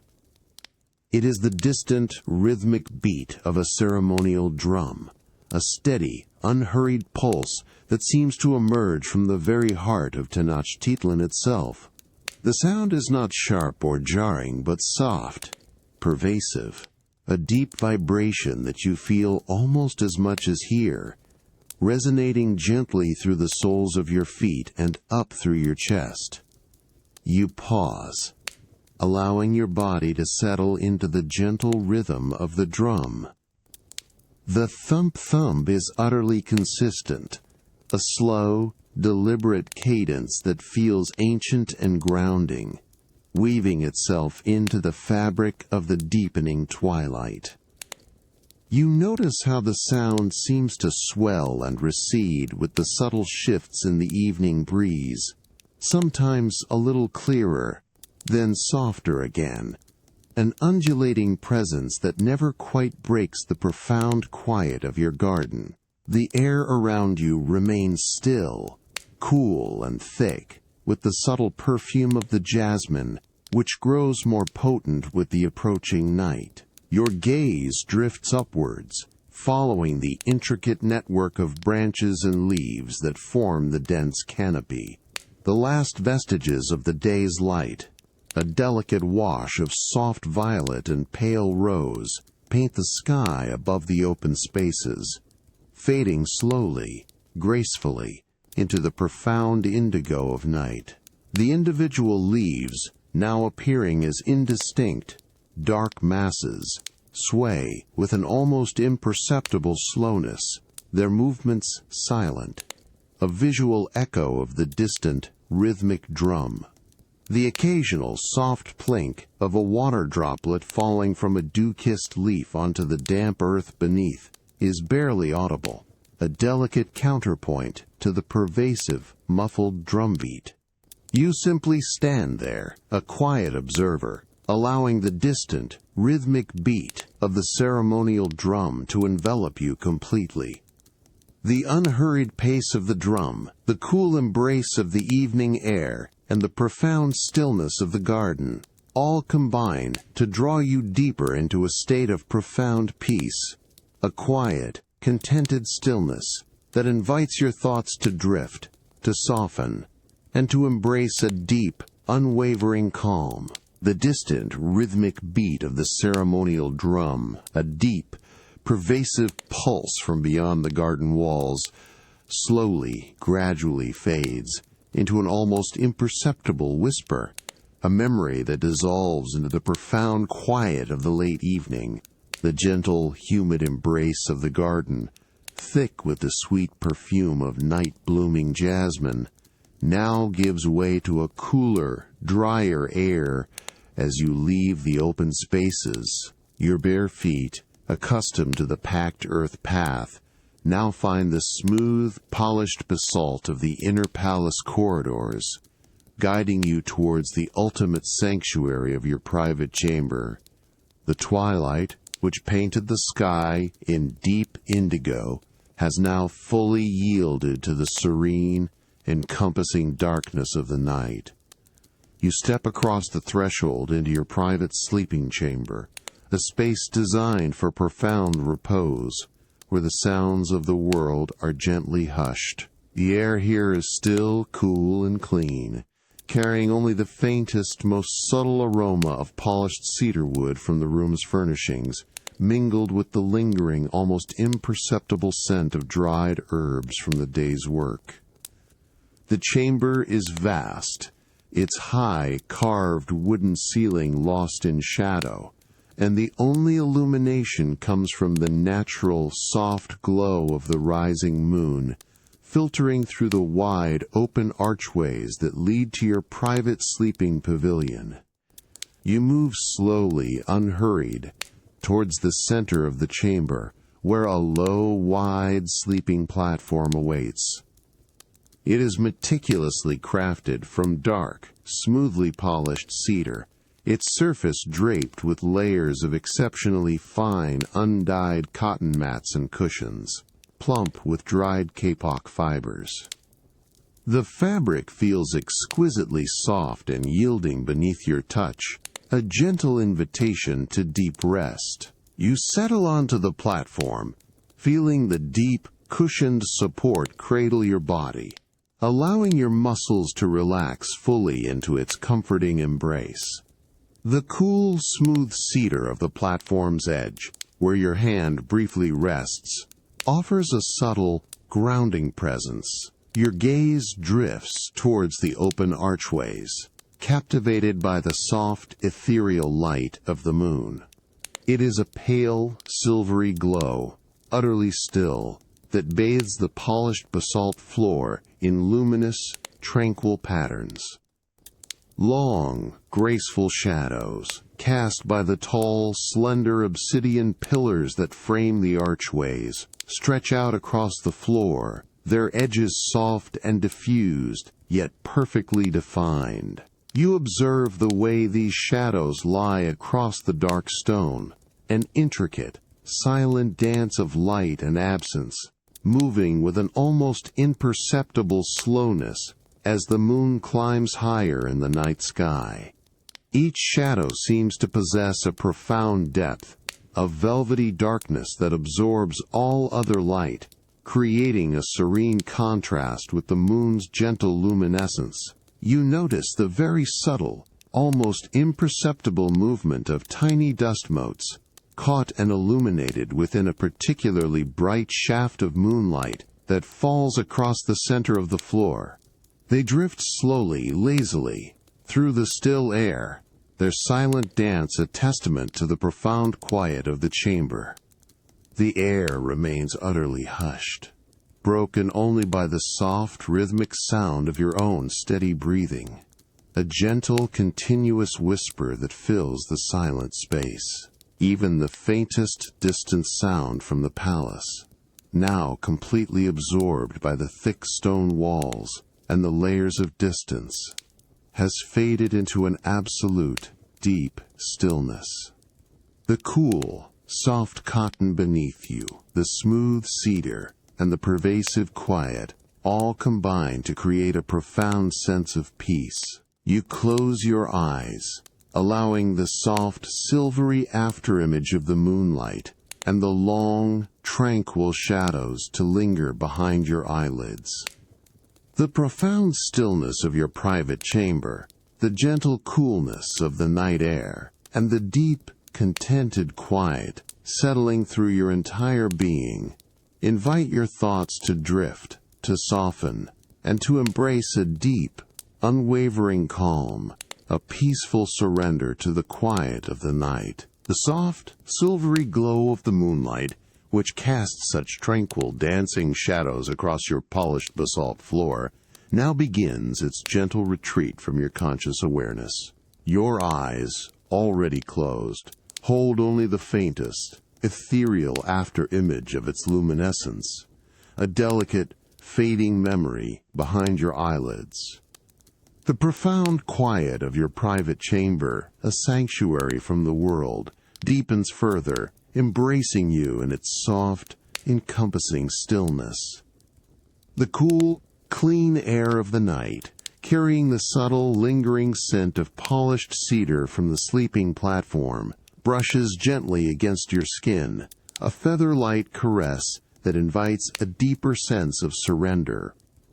You lie perfectly still, feeling the exquisite softness of the fine cotton mats beneath you, their yielding texture, a comforting presence against your body. The plump kapak cushions, cradling your head and neck, offer a profound sense of support, allowing every muscle to release its hold. Your breath, once a soft, rhythmic whisper, now deepens almost imperceptibly, becoming slower, longer, a gentle, continuous wave that rises and falls within your chest. You feel the subtle, almost weightless movement of the cotton blanket draped across you, expanding and contracting with each unhurried inhalation and exhalation, a delicate, rhythmic dance against your skin. The last vestiges of the moon's pale light, those gentle after-images, now slowly, gracefully, dissolve into a uniform, velvety darkness behind your closed eyelids. There are no more shapes, no more fleeting patterns, only the soft, profound blackness that signals the deeper quiet of the mind. Even the most distant, muted sounds of the palace, perhaps a faint creak of ancient wood, or the almost imperceptible drip of water in a far-off fountain, have now completely vanished, absorbed by the thick stone walls and the vast, embracing distance. An absolute, deep silence settles around you, a comforting void that cradles your senses. As your awareness drifts, a subtle medley of familiar scents, like distant echoes, begins to weave itself through the stillness of the air around you. You perceive the faint, sweet perfume of the night-blooming jasmine, a creamy, intoxicating fragrance that seems to rise from the very fabric of the night, a gentle breath from your private gardens. Mingled with this, you detect the grounding, earthy aroma of damp soil, a memory of the medicinal herb quadrant and the experimental beds, a pure, clean scent that speaks of life and growth. And then, a fleeting hint of fresh mint, cool and invigorating, from the herbal infusion you savored earlier, a delicate, refreshing whisper that touches your senses before gently fading. Your body feels increasingly heavy, a profound, comforting weight sinking deeper and deeper into the soft, yielding embrace of the sleeping platform. You feel the gentle pressure points where your back meets the cushions, where your legs rest against the mats, each point dissolving into a soft, diffused sensation.